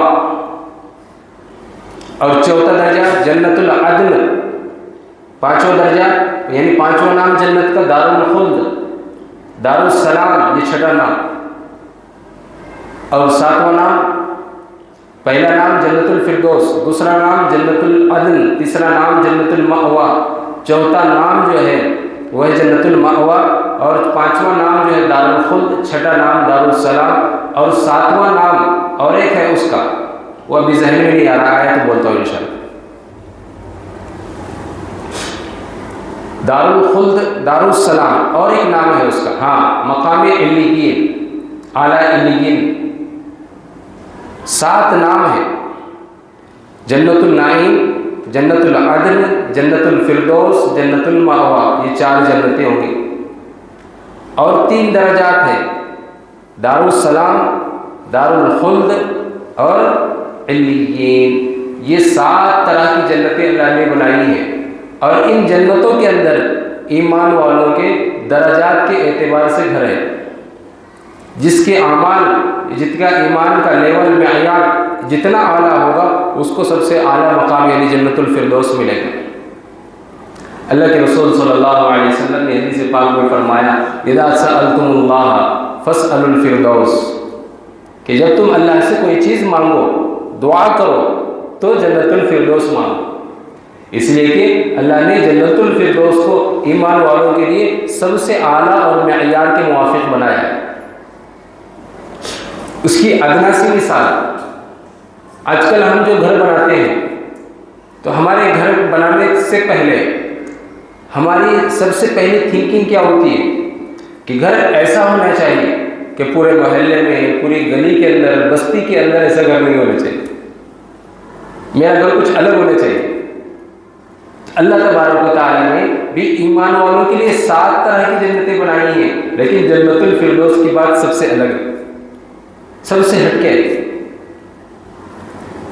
تو اور یہ مہمان نوازی کے طور پر ہوگی، ایسا نہیں ہے کہ کسی کو ایک مرتبہ داخل کر دیا تو جیسے ہمارے یہاں کرایہ دار کا مسئلہ، صبح کو آیا تو شام کو نکل جا بھائی، 1 مہینے کے بعد نکل جا بھائی، ایسا نہیں، یا کوئی گھومنے آیا تو صبح سے شام تک پارک میں گھوم رہا ہے، شام کو چلا گیا، ایسا نہیں، خالدین فیہا، وہ لوگ اس میں ہمیشہ ہمیشہ رہیں گے، لا یبغون عنہا حولا، یہاں سے کبھی بھی اپنی جگہ چھوڑ کر نہیں جائیں گے، بدلی نہیں ہوگی ان کی، ایک مرتبہ جب جنت میں چلا گیا تو وہاں سے پھر آئے گا نہیں واپس۔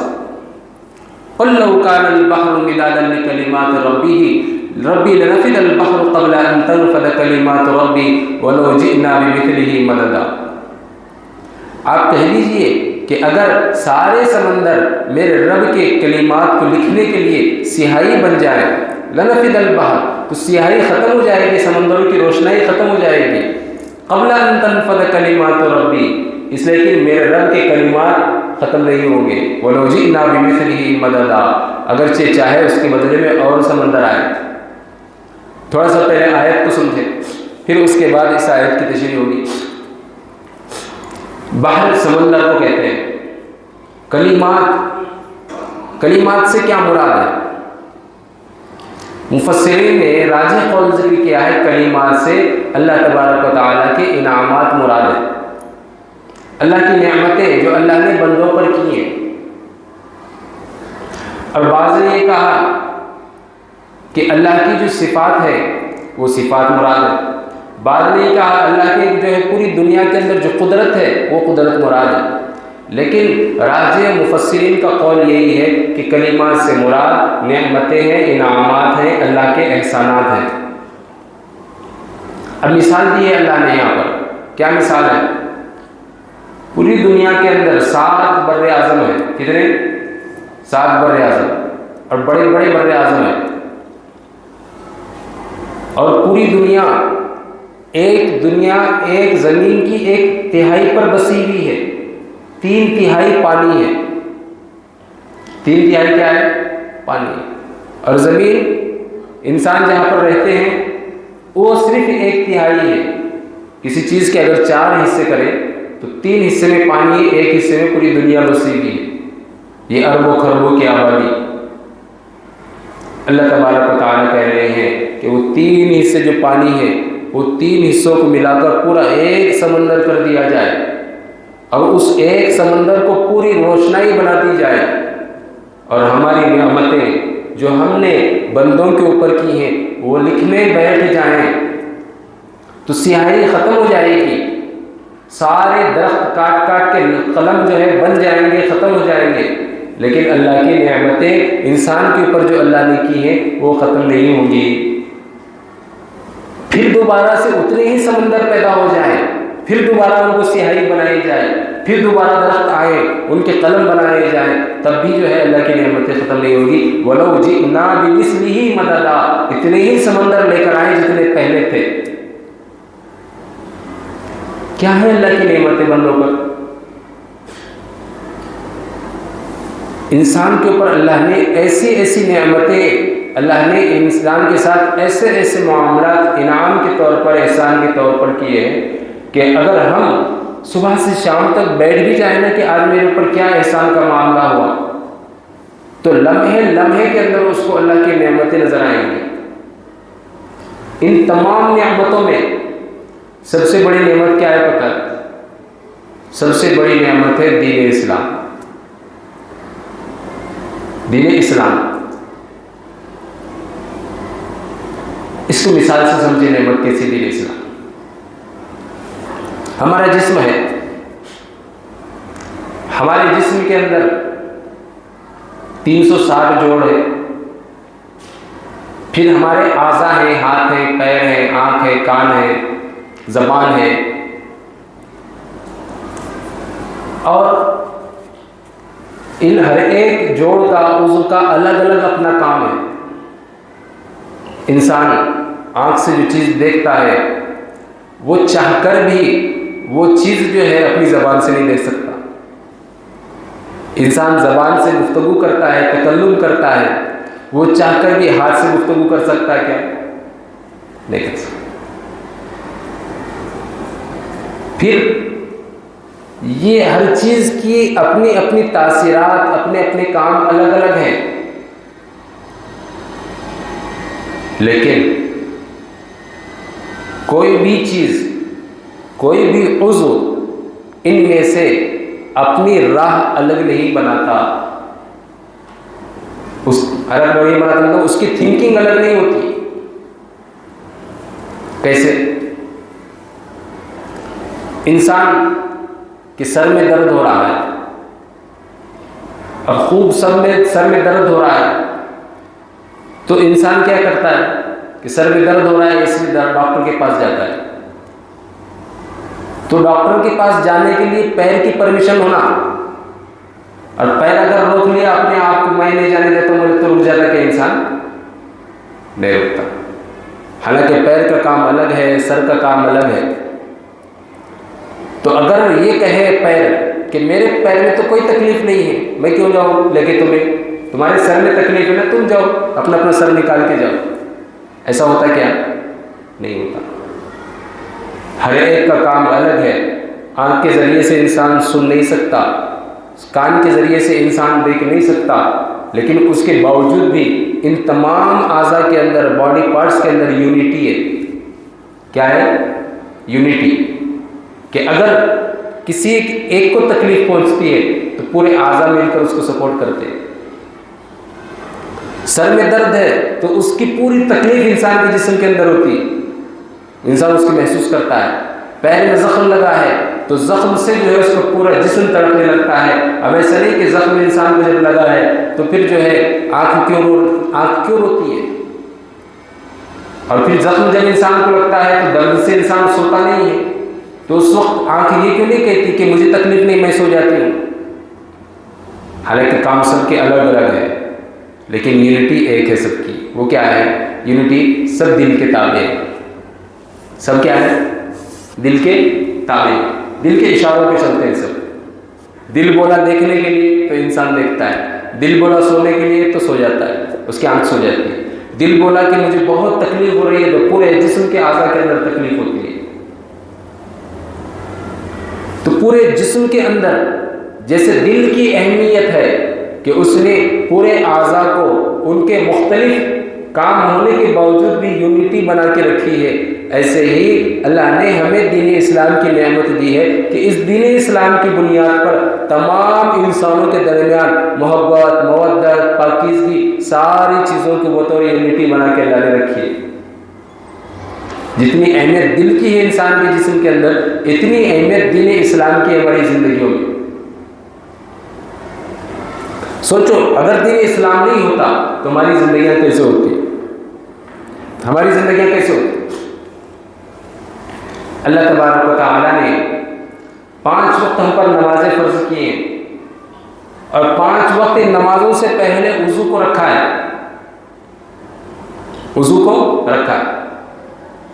اور ان وضو کے اعضاء جو ایسے ہیں جو ہمیشہ انکور رہتے ہیں، زیادہ ڈھکے ہوئے رہتے، چہرہ کھلا ہوا رہتا، ہاتھ بھی کوئی نہیں تو کھلے ہوئے رہتے، پیر کھلے ہوئے رہتے، ناک کا حصہ کھلا ہوا، کان بھی کھلا ہوا، منہ بھی کھلا ہوا ہے، ابھی بولتے رہتا ہے۔ یعنی انسان کے جسم کے اندر گندگی سے اگر سب سے زیادہ پالا کسی کو پڑتا ہے تو یہ اعضائے وضو ہیں۔ دھول میں ہمیشہ یہ چیزیں رہتی۔ اللہ نے انسان کے اعضاء کو نفاست کے ساتھ رکھنے کا کتنا بہترین حسین انتظام فرمایا کہ 5 وقت وضو کرے۔ اب جب بندہ 5 وقت وضو کرے گا تو اس کے جسم کے اوپر دھول مٹی ہوگی، گندگی ہوگی، کتنا نظام بنایا ہے۔ اسی لیے حدیث کے اندر آتا ہے ان اللہ یحب التوابین و یحب المتطہرین، اللہ تو پاکیزگی کو پسند کرتے ہیں اور توبہ کرنے والوں کو پسند کرتے ہیں۔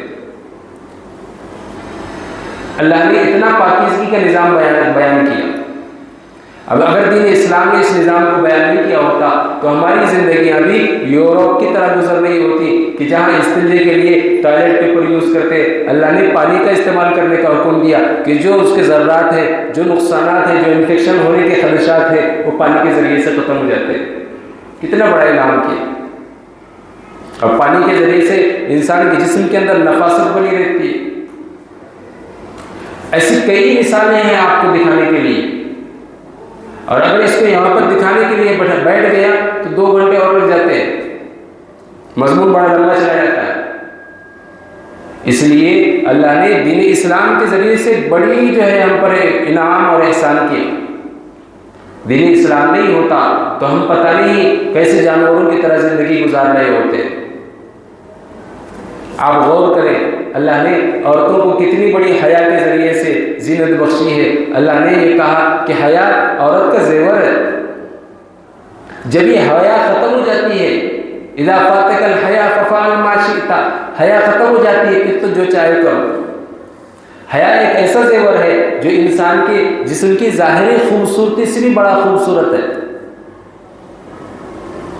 جب یہ پردے میں رہتی ہے تو باعفت اور پاک دامن رہتی ہے، اور جب حیا ختم ہو جاتی ہے، پردہ نکل جاتا ہے، تو آپ دیکھو 500 مرد 500 عورتوں کے ساتھ یورپ کے اندر ڈانس بھی کرتے ہیں، اور پھر ریلیاں بھی مناتے ہیں، زندگیاں بھی خراب کر لیتے ہیں، جانوروں کی طرح گلیوں میں زندگی گزارتے ہیں، جانوروں کی طرح میل ملاپ کرتے ہیں۔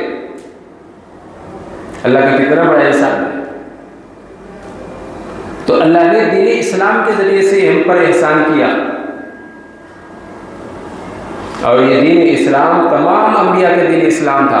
تو سب سے بڑی وہ نعمت یہ ہے کہ اللہ نے کتنی چیزوں سے ہمیں بچا کر ایسی دین اسلام کی نعمت دی ہے کہ یہ ایک نعمت تمام نعمتوں پر حاوی ہے اور تمام نعمتوں کا سبب ہے۔ اس لیے کلمات ربی سے رب کا دین اسلام مراد ہے۔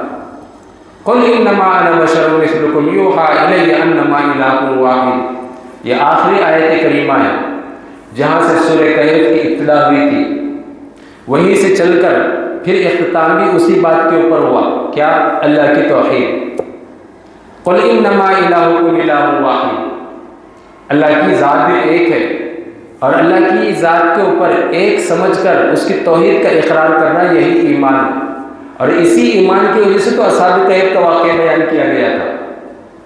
لیکن بیچ میں یہ اللہ کے دین اور ایمان لانا کس طریقے سے لانا ہے، اس کے لیے اللہ نے اپنے احکامات کو فالو کرنے کے لیے انبیاء کی ذاتوں کو بھیجا، رسولوں کو بھیجا، اور یہ رسول انسانوں میں سے ہوتے ہیں، فرشتوں کے اندر سے نہیں ہوتے، انسانوں کے اندر سے ہوتے ہیں۔ اس میں سب سے بڑی حکمت کیا ہے کہ اگر خدا نخواستہ رسول انسانوں میں سے نہ ہوتے، فرشتوں میں سے ہوتے، جنوں میں سے ہوتے، تو سب سے بڑا پرابلم کیا آتا کہ ہمارے مزاج ان کے مزاج میچ نہیں کرتے،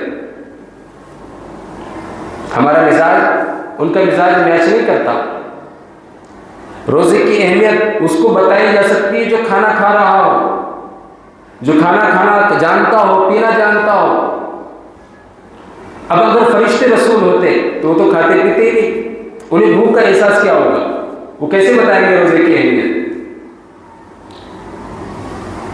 اس لیے اللہ نے انسانوں کے مزاج کے اعتبار سے رسولوں کو انسانوں میں سے بھیجا، تاکہ درد دل کے واسطے پیدا کیا انسان کو۔ تو ایک انسان کا درد دوسرا انسان سمجھ سکتا ہے، فرشتہ نہیں سمجھ سکتا۔ فرشتوں کو غم ملتا ہی نہیں ہے۔ ابھی انسان کے رشتہ دار میں کوئی مر گیا تو فرشتے کو اس کے غم کا کیا احساس؟ اس لیے انسان کے مزاج کے اعتبار سے اللہ نے رسولوں کو سلسلہ جاری فرمایا۔ اور جو آخری بات جو سب سے ہے وہ اس کے اندر عقیدے کے اعتبار سے یہ سمجھائی گئی کہ رسول بشر ہوتا ہے، رسول بشر ہوتا ہے، رسول کوئی عالم الغیب نہیں ہوتا، رسول کوئی جو ہے فرشتہ نہیں ہوتا، نور نہیں ہوتا، رسول تو بشر میں سے ہوتا ہے۔ یہاں پر اس بات کو سمجھنے کے لیے میں ایک چھوٹی سی مثال دیتا ہوں آپ کو۔ اللہ تبارک و تعالیٰ نے حضرت عیسیٰ علیہ السلام کو بھی نبی بنا کر بھیجا، لیکن اللہ نے جو معجزات حضرت عیسیٰ علیہ السلام کو دیے تھے، کیا مردوں کو زندہ کرنا، لا علاج بیماریوں کا علاج، یہ جو معجزات دیے تھے، ان معجزات سے عیسائی جو ہے حضرت موسیٰ علیہ السلام کی محبت میں اتنا گرفتار ہو گئے کہ حضرت عیسیٰ کو خدا کا بیٹا یا خدا کا جز بنا دیا۔ حضرت عیسیٰ کو خدا بنا دیا یا خدا کا جز بنا دیا یا خدا کا شریک بنا دیا۔ تو اللہ نے یہاں پر اس عقیدے کی کہ خدا کا بیٹا کوئی نہیں ہو سکتا، رسول خدا کا بیٹا کبھی نہیں ہو سکتا، اس عقیدے کی نفی کی کہ رسول تو ایک بشر ہوتا ہے، بشر ہوتا ہے۔ قل انما انا بشر مثلکم یوحی الی انما الہکم الہ واحد، آپ کہہ دیجئے کہ میں تو صرف ایک بشر ہوں، مثلکم تمہاری طرح، جیسے تم کھاتے ہو میں بھی کھاتا ہوں۔ یہی اعتراض تو مشرکین مکہ نے کیا تھا، کیا مالی ھذا الرسول یاکل الطعام ویمشی فی الاسواق، یہ کیسا رسول ہے کہ ہماری طرح بازاروں میں گھومتا بھی ہے، کھانا بھی کھاتا ہے۔ مطلب ان کے مطابق رسول انسانوں میں سے نہیں ہونا چاہیے تھا، رسول کوئی اور چیز ہونی چاہیے تھی، رسول کہیں اور سے ہونا چاہیے تھا، فرشتوں میں سے ہونا چاہیے تھا، جنوں میں سے ہونا چاہیے تھا، انسانوں میں سے کیا ہے، ہم میں اس میں کیا فرق ہے؟ تو اللہ نے اس فرق کو بیان فرمایا، کیا یوحا الیہ، تمہارے میں اور میرے میں فرق یہ ہے کہ میرے پاس وحی آتی ہے، غیب کی باتیں خبریں آتی ہیں، تمہارے پاس نہیں آتی، یہ فرق ہے۔ بشر تو ہم اور تم دونوں ہیں، لیکن فرق یہ ہے وحی کی کئی شکلیں اور صورتیں ہیں۔ میں نے اس سے پہلے بھی جو ہے یہاں جب تفسیر شروع ہوئی تھی، وحی کی پوری تفسیر قرآن کریم کے نزول کے سلسلے میں پوری باتیں تفصیل سے بتائی تھی۔ وحی کا ایک طریقہ تو یہ ہے کہ اللہ کے پاس سے جو ہے فرشتہ اللہ کے پیغام کو لے کر آئے اور رسول کے پاس پہنچائے۔ قرآن کریم اسی طریقے سے نازل ہوا، اللہ کا کلام فرشتہ جتنا اللہ کو منظور ہوتا وہ لے کر اللہ کے رسول کے پاس آتا، حضرت جبرائیل۔ وحی کی دوسری شکل دل کے اندر الہام ہونا، دل کے اندر الہام ہونا، اشارے ہونا، اور یہ الہام انبیاء علیہ السلام کو بھی ہوتے ہیں، اولیاء اللہ کو بھی ہوتے ہیں، لیکن دونوں میں فرق ہے۔ انبیاء علیہ السلام کا الہام دلیل اور حجت ہوتا ہے، اولیاء علیہ السلام اولیاء اور جو ہے دوسرے تابعین وغیرہ یا نیک لوگوں کا جو الہام ہوتا ہے وہ الہام دلیل اور حجت نہیں ہوتا۔ دلیل حجت کا کیا مطلب؟ جیسے قرآن و سنت دلیل و حجت ہے، ایسے ہی نبی کے دل کے اندر کوئی بات اگر آ گئی اور نبی نے اس کو بیان فرما دیا اور اس سے کسی مسئلے کا حل نکل آیا تو وہ دلیل کے طور پر پیش کیا جائے گا۔ اور اولیاء اللہ کو جو الہامات ہوتے ہیں وہ الہام دلیل و حجت نہیں ہوتے، ان کی بات ان کے ساتھ خاص سمجھی جائے گی، امت پر اس کو نہیں تھوپا جائے گا۔ فضائل میں بیان کر سکتے ہیں کہ فلاں کو یہ الہام ہوا تھا، بس اس پر کسی مسئلے کو ڈیپینڈ نہیں کیا جا سکتا یا مسئلے کا حل نکالا نہیں جا سکتا۔ تیسری صورت وحی کی کیا ہے؟ کہ انبیاء علیہ السلام کو خواب کے اندر جو ہے احکامات اور مسائل بتائے جائیں، حکم دیے جائیں، کسی بات کی طرف اشارہ کر دیا جائے۔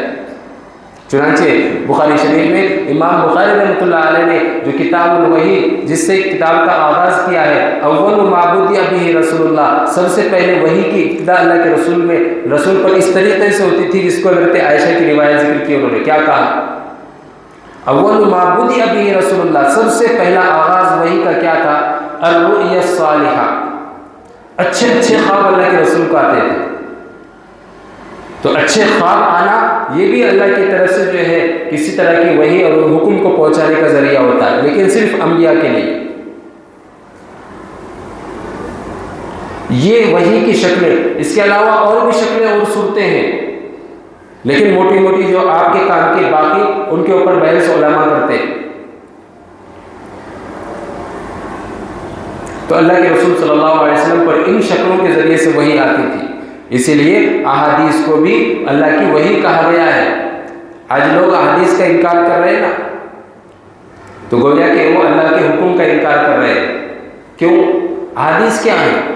احادیث مضمون تو اللہ کی طرف سے اللہ کے رسول کے قلب میں اتارا گیا، الفاظ اللہ کے رسول کے صرف۔ اس لیے وحی کی دو قسمیں ہیں، ایک ہے وحی مطلوع، ایسی وحی جس کی تلاوت کی جاتی ہے، وہ ہے قرآن کریم کے الفاظ، ان کی تلاوت بار بار ہوتی ہے، اور ایک ہے وحی غیر مطلوع، یعنی وہ وحی بھی اللہ ہی کی ہے لیکن اس کو پڑھا نہیں جاتا، وہ ہے احادیث نبویہ، یعنی ان کی تلاوت جتنی قرآن کریم کی جاتی ہے اتنی نہیں کی جاتی۔ تو قرآن کریم جیسے وحی ہے ایسے ہی احادیث بھی وحی ہے، فرق صرف یہ ہے کہ قرآن بذات خود اللہ کی ذات سے نکلا ہوا ہے، اور وحی جو ہے وحی کے ذریعے سے آیا ہوا ہے، اللہ کی ذات سے نکلے ہوئے الفاظ ہیں، اور احادیث اللہ کے رسول کے الفاظ ہیں لیکن مضمون اللہ کا ہے۔ اس لیے قرآن کریم کی تفسیر میں احادیث کو پہلے پیش کیا جاتا ہے کہ اللہ کے رسول کے پاس جو مضامین اللہ نے دیے ہیں وہی قرآن کریم کی تفسیر اصل ہے پہلے۔ تو یہ ہے چیز فرق، وحی کی صورتیں تھی۔ فمن کان یرجو لقاء ربہ، اب یہاں پر نچوڑ بیان کیا گیا، ایمان کی اہمیت بیان کی گئی، اعمال صالحہ کی اہمیت بیان کی گئی، دین کی حقیقت بتائی گئی، لیکن جو اپنے رب کا ملاقات کا متمنی ہے، جس کو اپنے رب سے شوق ہے ملنے کا اپنے رب سے، تو وہ نیک کام کرے گا، اللہ کا خوف رکھے گا۔ فمن کان یرجو لقاء ربہ، جس کو بھی اپنے رب سے ملاقات کی امید ہو، لقاء کی امید ہو، فلیعمل، تو اسے کیا چاہیے؟ عملا صالحا، کہ وہ نیک اعمال کرے، ولا یشرک بعبادت ربہ احدا۔ اصل پہلے یہ ہے، آیت کے اندر تقدیم و تاخیر ہے، پہلے ہے ولا یشرک بعبادت ربہ احدا، پڑھنے میں تو آخر میں ہے لیکن حکم پہلے ہے کہ اپنے رب کے ساتھ کسی کو شریک نہ ٹھہرائے، یہ توحید ہے۔ جب توحید ہوگی تو پھر فلیعمل عملا صالحا، نیک عمل کرے گا انسان، ورنہ تو نیک عمل کافر کا مقبول نہیں ہے۔ تو شرک نہ ہو، اللہ کے ساتھ صرف توحید ہو، توحید کے ساتھ نیک اعمال ہو، تو اللہ سے اس کی ملاقات متمنی ہے۔ اسی لیے جب جنتی جنت کے اندر جائے گا تو اللہ تبارک و تعالیٰ جنتیوں کو جس کے جیسے درجات ہوں گے ان کے درجات کے اعتبار سے اپنا دیدار نصیب فرمائیں گے۔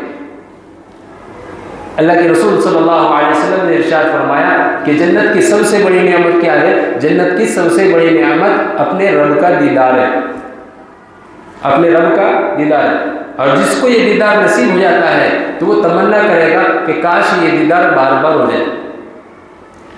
کچھ جنتی ایسے ہوں گے کہ ان کو اللہ کا دیدار روز ہوگا، اعمال کے اعتبار سے اعلیٰ ہوں گے۔ کچھ جنتی ایسے ہوں گے ان سے اعلیٰ قسم کے، جیسے انبیاء علیہ السلام، صدیقین، شہداء، کہ ان کو ہر پل اللہ کا دیدار نصیب ہوگا، ہمیشہ اللہ کو دیکھتے رہیں گے۔ کچھ جنتی ایسے ہوں گے کہ جن کو ہفتے میں 2 مرتبہ ہوگا، کچھ جنتی ایسے ہوں گے کہ جن کو جمعہ کو ہوگا، اور کچھ ایسے ہوں گے جن کو مہینے میں 1 مرتبہ ہوگا۔ تو جس کے ایمان کی کیفیت جیسی ہوگی ویسے اس کو اللہ کا دیدار ہوگا۔ تو اللہ کی ذات کا استظہار اور اس کی معرفت اگر دنیا میں انسان حاصل کر لے تو آخرت میں اس سے محروم نہیں ہوگا، اس کا نسخہ ہی یہی ہے۔ اس لیے دنیا میں اللہ کے ہو کر رہو، اللہ تمہارا ہو کر رہے گا۔ من کان للہ کان اللہ لہ۔ یہ تفسیر مکمل ہو گئی۔ اللہ سے دعا ہے کہ اللہ رب العالمین ان تمام باتوں پہ جو کہی گئی ہے، سنی گئی ہے، اللہ اپنے فضل سے عمل کی توفیق نصیب فرمائے اور ہماری زندگیوں میں ایمان کو سلامت رکھے۔ اسی طریقے سے جو باتیں بھی کہی گئی ہیں، اگر انسان غلطی کا پتلا ہے، الانسان مرکب من الخطأ والنسیان، خطا اور نسیان کا پرندہ ہے، اس میں غلطی ہوتی رہتی ہے۔ اللہ کا کلام ہے، تھوڑی سی مختصر سی کوشش کی گئی تھی جو اس کی شاعن شان نہیں ہے، لیکن اللہ نے اس خدمت کو اگر قبول فرما لیا تو ہم سب کا بیڑا پار ہو جائے گا۔ تو مختصر سی کوشش تھی، اس میں اگر کچھ غلطی ہو گئی ہو تو اللہ اپنے فضل سے اس کو معاف فرمائے۔ قرآن کریم کی تفسیر کے موقع پر علماء نے لکھا ہے کہ دعائیں قبول ہوتی ہیں، اللہ تبارک و تعالیٰ جو ہے شرف قبولیت سے نوازتے ہیں۔ اللہ کو بہت پسند ہے کہ کوئی اس کے کلام کی گفتگو کرے، کوئی اس کے کلام کے سلسلے میں باتیں کرے، اس کے کلام کو سنائے، یہ اللہ کو بڑا پسند ہے۔ قیامت کے دن ایک روایت ذکر کی ہے علماء نے کہ اگر قیامت کے دن جو قرآن کریم کا پڑھنے والا، سننے والا ہے، کثرت کے ساتھ جو قرآن کریم پڑھتا ہے، قیامت کے میدان محشر میں جب لوگ ہولان ہول میں ہوں گے، پریشان ہوں گے، تو یہ صاحب ایمان جو دنیا میں قرآن کریم پڑھتا تھا یہ بھی پریشان کھڑا رہے گا، گھبرانے لگے گا۔ تو ایک شخص نورانی لباس کے اندر خوشبو سے معطر اس کے بازوں میں آ کر کھڑے رہے گا، اتنا پاک و صاف ہوگا کہ اس کو پہلے کبھی نہیں دیکھا ہوگا۔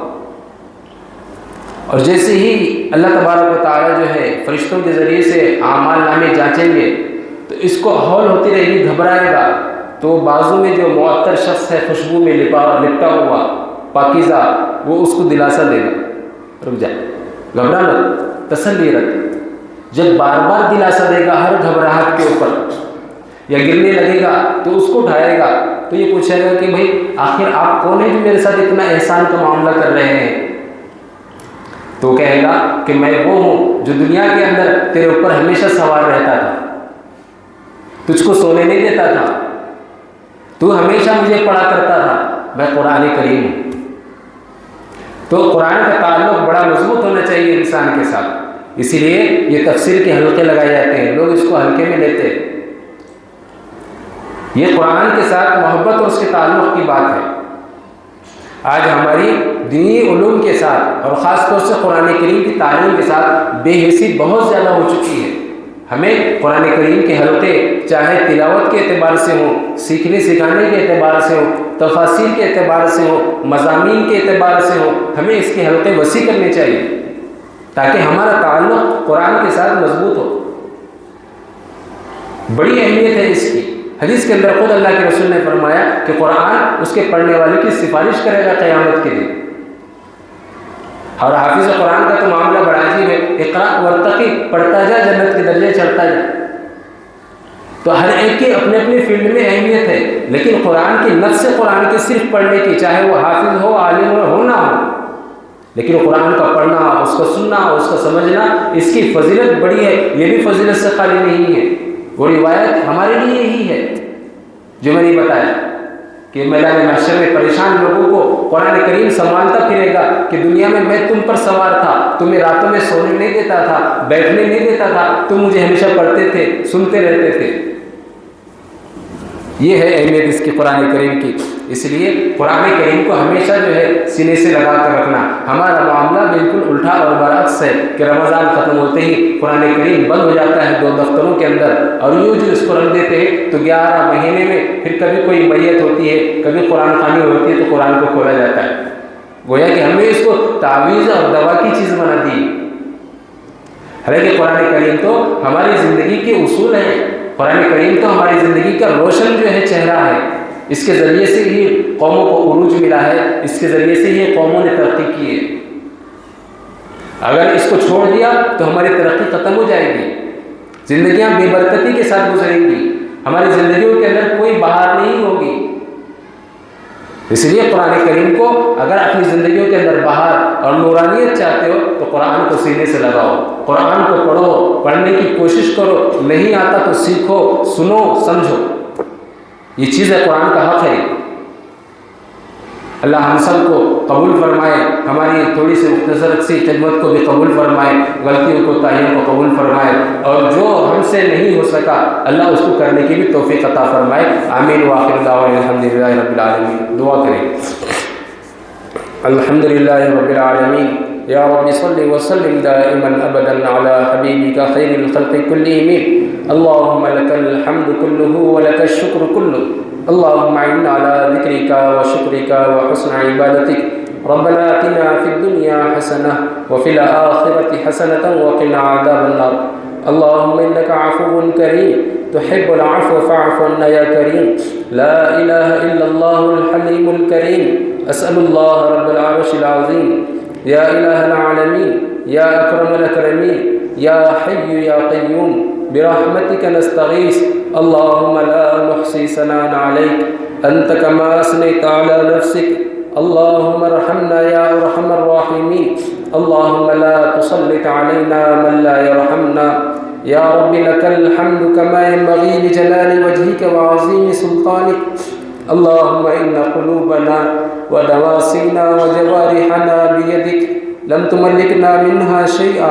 فاذا فعلت بنا ذلك فکن انت ولینا فی الدنیا والآخرہ، اللہم علمنا القرآن، اللہم نور قلوبنا بالقرآن وزین اخلاقنا بالقرآن وادخلنا فی الجنة بالقرآن واخرجنا من النار بالقرآن، اللہم آنس وحشتنا فی قبورنا، اللہم ارحمنا بالقرآن العظیم واجعله لنا اماما ونورا وهدى ورحمة، اللہم ذکرنا منه ما نسینا وعلمنا منه ما جهلنا وارزقنا تلاوته آناء الليل وآناء النهار واجعله لنا حجة لا حجة علينا يا رب العالمين، اللهم إنا نسألك موجبات رحمتك وعزائم مغفرتك والغنيمة من كل بر والسلامة من كل إثم، لا تدع لنا ذنبا إلا غفرته ولا هما إلا فرجته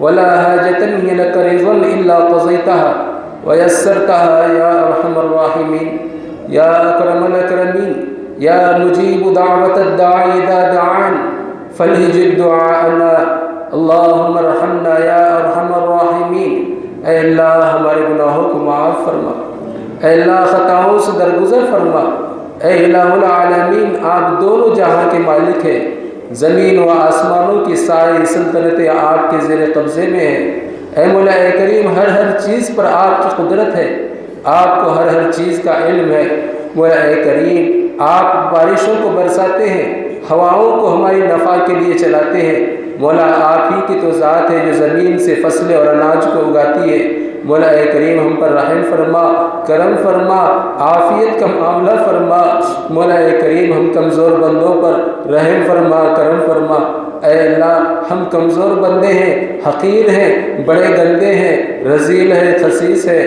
مولا کریم گناہوں میں زندگی گزارتے ہیں، مولا آپ کی انعامات کا کوئی پاس و لحاظ نہیں کرتے، مولا کریم آپ نے ہمارے ساتھ انعام کا معاملہ فرمایا، ہمارے ساتھ احسان کا معاملہ فرمایا مولا کریم، لیکن مولا کریم ہم نے آپ کو بھلا دیا، مولا کریم آپ سے بھول کر ایسی زندگی گزار رہے ہیں، گندی زندگی گزار رہے ہیں، گناہوں کے دلدل میں ڈوب کر گزار رہے ہیں، مولا اگر آپ کا کرم نہ ہوتا، آپ کی طرف سے احسان نہ ہوتا، مولا کریم ہم کب کی گل کر مر گئے ہوتے، مولا آپ کی یہ ذات ہے کہ آپ نے ہمیں تھامے ہوئے رکھا ہے، مولا ہمیں معاف فرما، گناہوں کی نحوست بھری زندگی سے نکال کر نیکی کی راہ پر ڈال دے، مولا کریم گناہوں کے سمندر سے نکال کر مولا کریم صراط مستقیم پر چلا، مولا آپ کی ذات سے ساری چیزیں ممکن ہیں، مولا آپ کی ذات کے اندر ہر وہ چیز ہے کہ آپ جس کے ساتھ جو چاہے معاملہ کرتے ہیں، مولا ہمارے نیک بنا،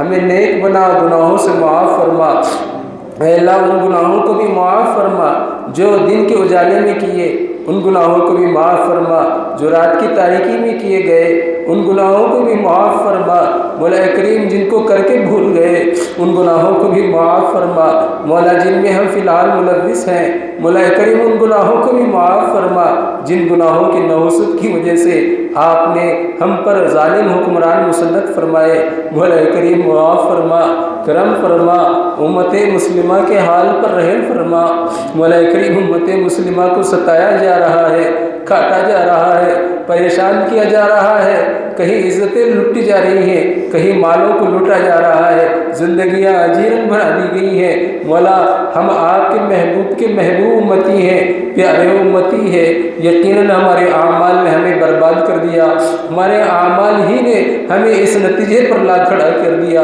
مولا، لیکن رحم کرنے والی ذات آپ کی ہے، آپ کی رحمت آپ کے غصے پر غالب ہے مولا کریم، رحم فرمائے، اپنی رحمت کی چادر کے اندر ہمیں سمیٹ لیجئے مولا کریم، رحم فرمائیے، کرم فرمائیے، امت مسلمہ کے پریشان حالوں کی پریشانیوں کو دور فرما مولا کریم، مقروضوں کے قرض کی ادائیگی کی بہترین شکلیں و صورتیں مہیا فرما، اے اللہ جو بیمار ہیں انہیں صحت و عافیت عطا فرما، شفاء کاملہ عاجلہ دائمہ عطا فرما، صحت و عافیت عطا فرما، اے اللہ ہم کمزور بندے ہیں، بیماری بھی ایک نعمت ہے، اے اللہ بیماریوں کے ذریعے سے گناہ جھڑتے ہیں مولا کریم، لیکن ہماری کمزور طاقتیں اس کو برداشت نہیں کرتی، کمزور جسم برداشت نہیں کرتے مولا، رحم فرما کر صحت و عافیت عطا فرما، اے اللہ ہم تمام کی اور ہمارے اولادوں کی، ہمارے والدین کی ہر روحانی اور جسمانی مہلک بیماریوں سے حفاظت فرما، جان لیوا بیماریوں سے حفاظت فرما، اے اللہ نئی بیماریاں جو آ رہی ہیں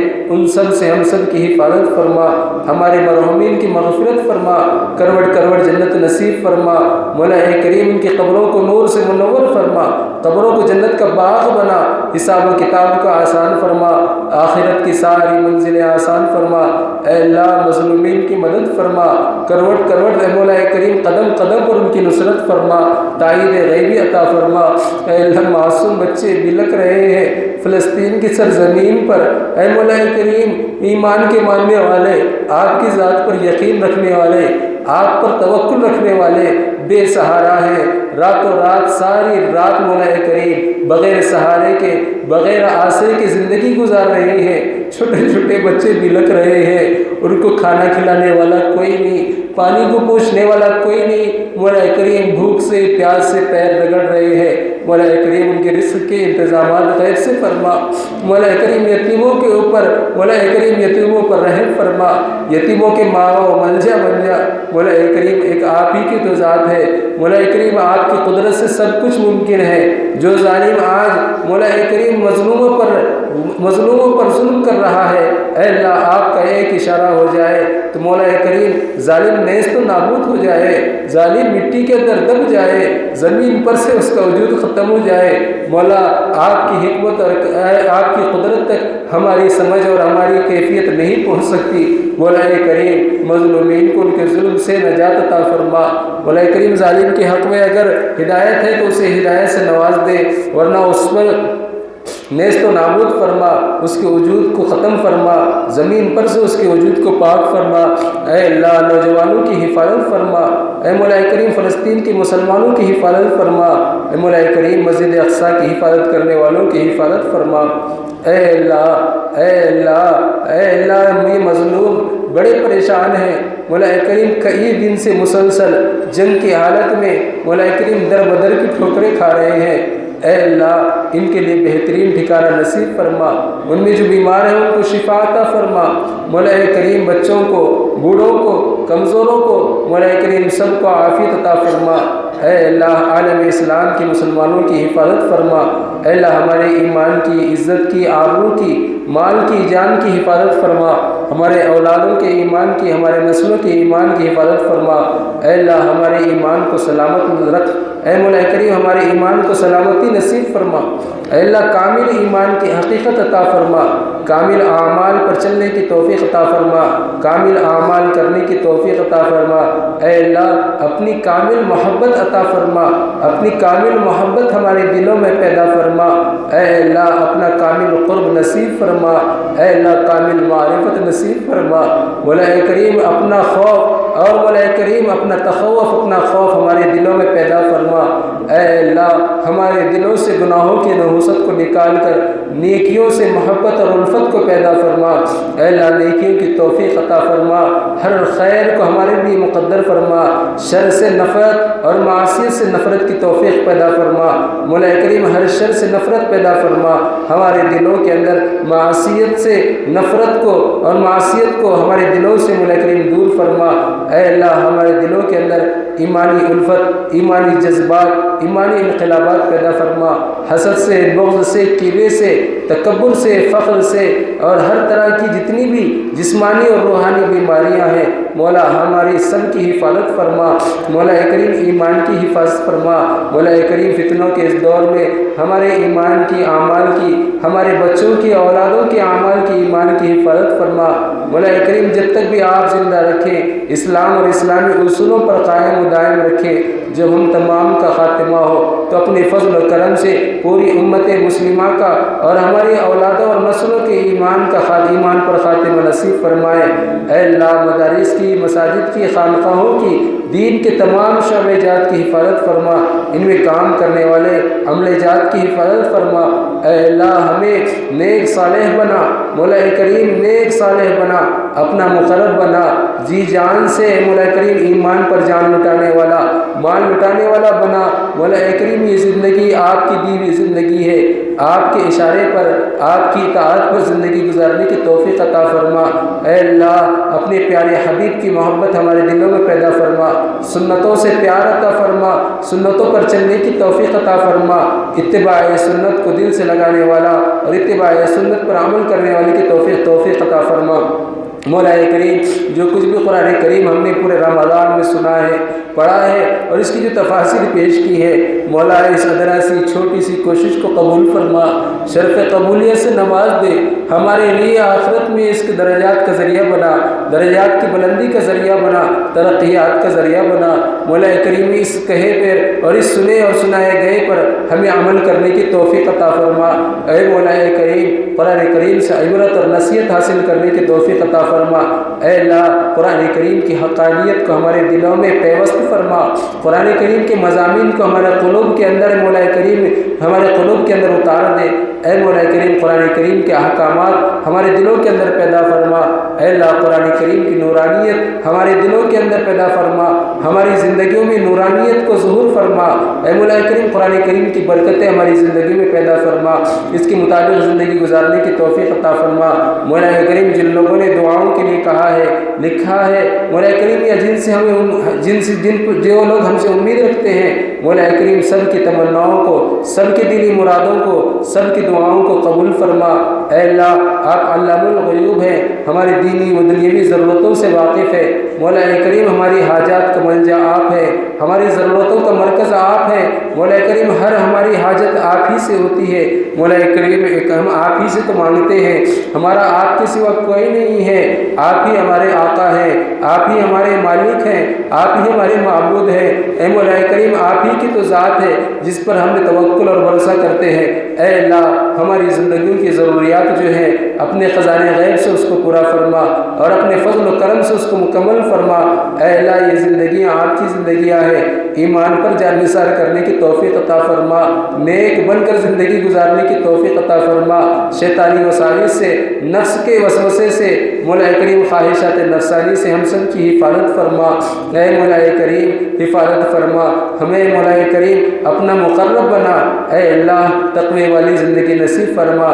رمضان المبارک کی یہ چند ایام باقی ہیں مولا کریم ایام کے اندر ہمیں ایسی توفیق عطا فرما کہ ہم آپ کو راضی کر سکے۔ مولا آپ ہم سے راضی ہو جائیں، دنیا میں ہمیں کسی چیز کی کوئی ضرورت نہیں ہے، جب آپ ہم سے راضی ہو جائیں گے تو اے مولا کریم ہر چیز اے مولا کریم ہمارے لیے آسان ہو جائے گی اس پر عمل کرنا۔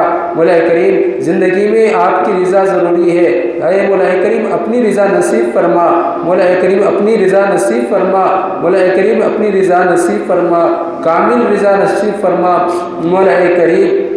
مولا کریم رمضان المبارک کی برکتوں کے اندر اور اس ماحول کے اندر جو کچھ بھی ہم نے پڑھا ہے، سیکھا ہے یا جو عبادتیں کی ہے، ہماری نمازوں کو، ہمارے روزوں کو، ہماری زکوٰۃوں کو، مال کے خرچ کرنے کو اور ہمارے اعمال کو، تراویح میں قرآن کریم کے پڑھنے کو، سننے کو مولا کریم قبول فرما، اپنے فضل و کرم سے قبول فرما۔ اے مولا کریم، نہ جانے آئندہ ماہ مبارک ہمیں نصیب ہو نہ ہو، ہماری زندگیوں میں یہ ماہ مبارک دوبارہ آئے نہ آئے، مولا اس ماہ مبارک کی خوب قدردانی کرنے کی توفیق عطا فرما۔ باقی ایام کو، باقی لمحات کو مولا کریم یاد خدا کے اندر آپ کی ذات میں تصرف کرنے کی توفیق عطا فرما۔ مولا کریم ہماری زندگیوں میں آئندہ رمضان نصیب فرما۔ مولا کریم جو ناقدریاں اس ماہ مبارک میں ہوئی ہیں، مولا اپنے فضل و کرم سے انہیں معاف فرما، درگزر فرما، عافیت کا معاملہ فرما، زندگیوں کے اندر سکون عطا فرما، اطمینان والی زندگی نصیب فرما، ایسا ایمان عطا فرما کہ اس کے بعد ہمیں ارتداد نہ ہو، ہم مرتد نہ ہو، ایسا ایمان عطا فرما کہ کفر کی طرف نہ جھکے، ایسا ایمان عطا فرما کہ ہم شرک کی طرف نہ جائیں۔ مولا کریم ہماری زندگیوں کو مولا کریم صحابہ کی زندگیوں کی طرح بنا، ہماری زندگیوں کو رسول کی زندگی کے پیچھے نقش قدم پر چلنے والا بنا۔ مولا کریم اپنا محبوب بنا، اپنا عاشق بنا، سچا پکا بنا، مولا کریم پکا مومن بنا، کامل مومن بنا۔ اے مولا کریم جو کچھ بھی مانگا گیا وہ بھی عطا فرما، جو مانگنے سے رہ گیا مولا سب آپ جانتے ہیں۔ مولا کریم ہر خیر ہمارے لیے عطا فرما، ہر شر سے ہم سب کی حفاظت فرما۔ مولا کریم اللہ کے رسول صلی اللہ علیہ وسلم نے خیر کے لحاظ سے جتنی بھی دعائیں مانگی ہے ان سب میں ہمارا حصہ شامل حال فرما۔ جن شرور و فتن سے پناہ مانگی ہے مولا ان تمام شرور و فتن سے پناہ اور ان تمام شرور و فتن سے ہماری حفاظت فرما۔ اے اللہ ہم آپ سے جنت الفردوس کا سوال کرتے ہیں، مولا کریم اپنے فضل و کرم سے جنت الفردوس میں ہمیں اعلیٰ مقام نصیب فرما، جہنم سے، قبر کے عذابات سے، دجال کے فتنے سے اے مولا کریم ہماری حفاظت فرما، ذلت و خواری سے ہم سب کی حفاظت فرما، عزت اور ایمان والی زندگی نصیب فرما۔ ہماری دعاؤں کو نبی کریم صلی اللہ علیہ وسلم کے صدقے طفیل قبول فرما۔ صلی اللہ علی النبی الکریم برحمتک یا ارحم الراحمین والحمد للہ۔